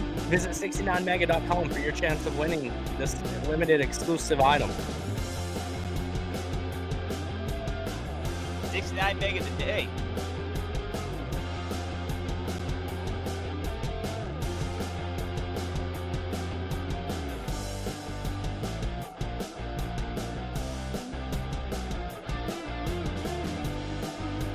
Want swagger like old Jeff Gordon? Well, go to 69mega.com. They'll give you the mullet and the meds.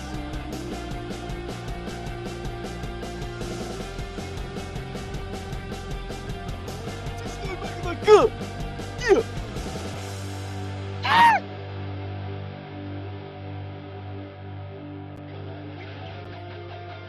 69mega.com. Visit it. You can see Haley Daddy's exclusive tapes. 69 Mega wouldn't have abandoned Kyle like M&M's.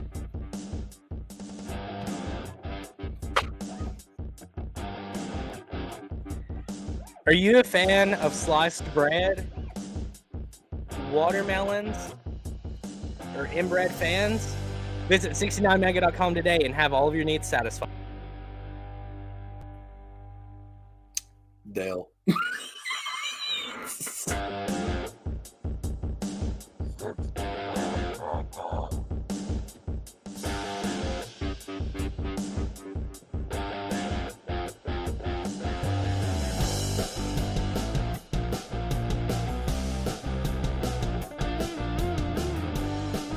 What the fuck, man?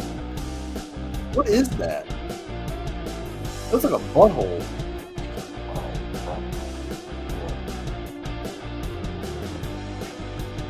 I'm excited for Bristol Dirt because I'm going to be sponsored by 69 Mega, where I can see nothing but dirty mud wrestling girls get all icky and slimy with each other. Shout out my yellow tinted glasses for my dirt race. I don't know where I'm going with this. I ran out of shit. Sorry, 69 Mega. The more 69 Megas you collect, the more you can turn in barcodes to win cool stuff like this 2009 Harley Davidson lamp that makes sound.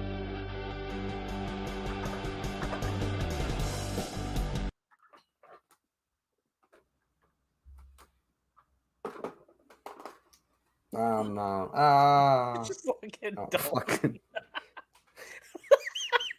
That's what the year did to him. Dalton, what is that mask from? Amazon. Oh, it's not from anything. Yes, it is. Jacob, you're uncultured. What is that? Oh, that's from Stranger Things. Fuck. Dude, uncultured. Yeah, I don't watch that show. There was one comment. So, the only one I got was fucking, like, I can't play it on air, dude. So we'll get them next time. But yeah, this one I couldn't do on air. Dalton, how do you have one of these? How do we both have one? That's weird. I had no idea, dude. Like I saw you had that. I'm like, where the hell did you get that? I'll send you guys the movie, but it's off a movie that I watched. So I was like, I need one of these. It's the same thing. So I was like, yeah. I follow the Shark Puppet on YouTube. What the fuck is wrong with this? Thank you all for coming out for another episode of the LTC from East Tennessee. As always, it's me, the one, the only, the Cody, the host with the most. JKL. Hey, it's Coop Daddy. Don Righty Bush. What do we go out on? What video? I feel like there's only one video to go out on. This one?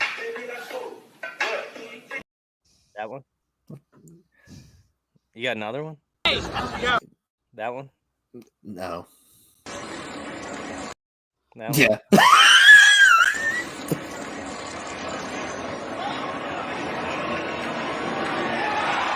Love you too, Dave. Thanks for always hanging out.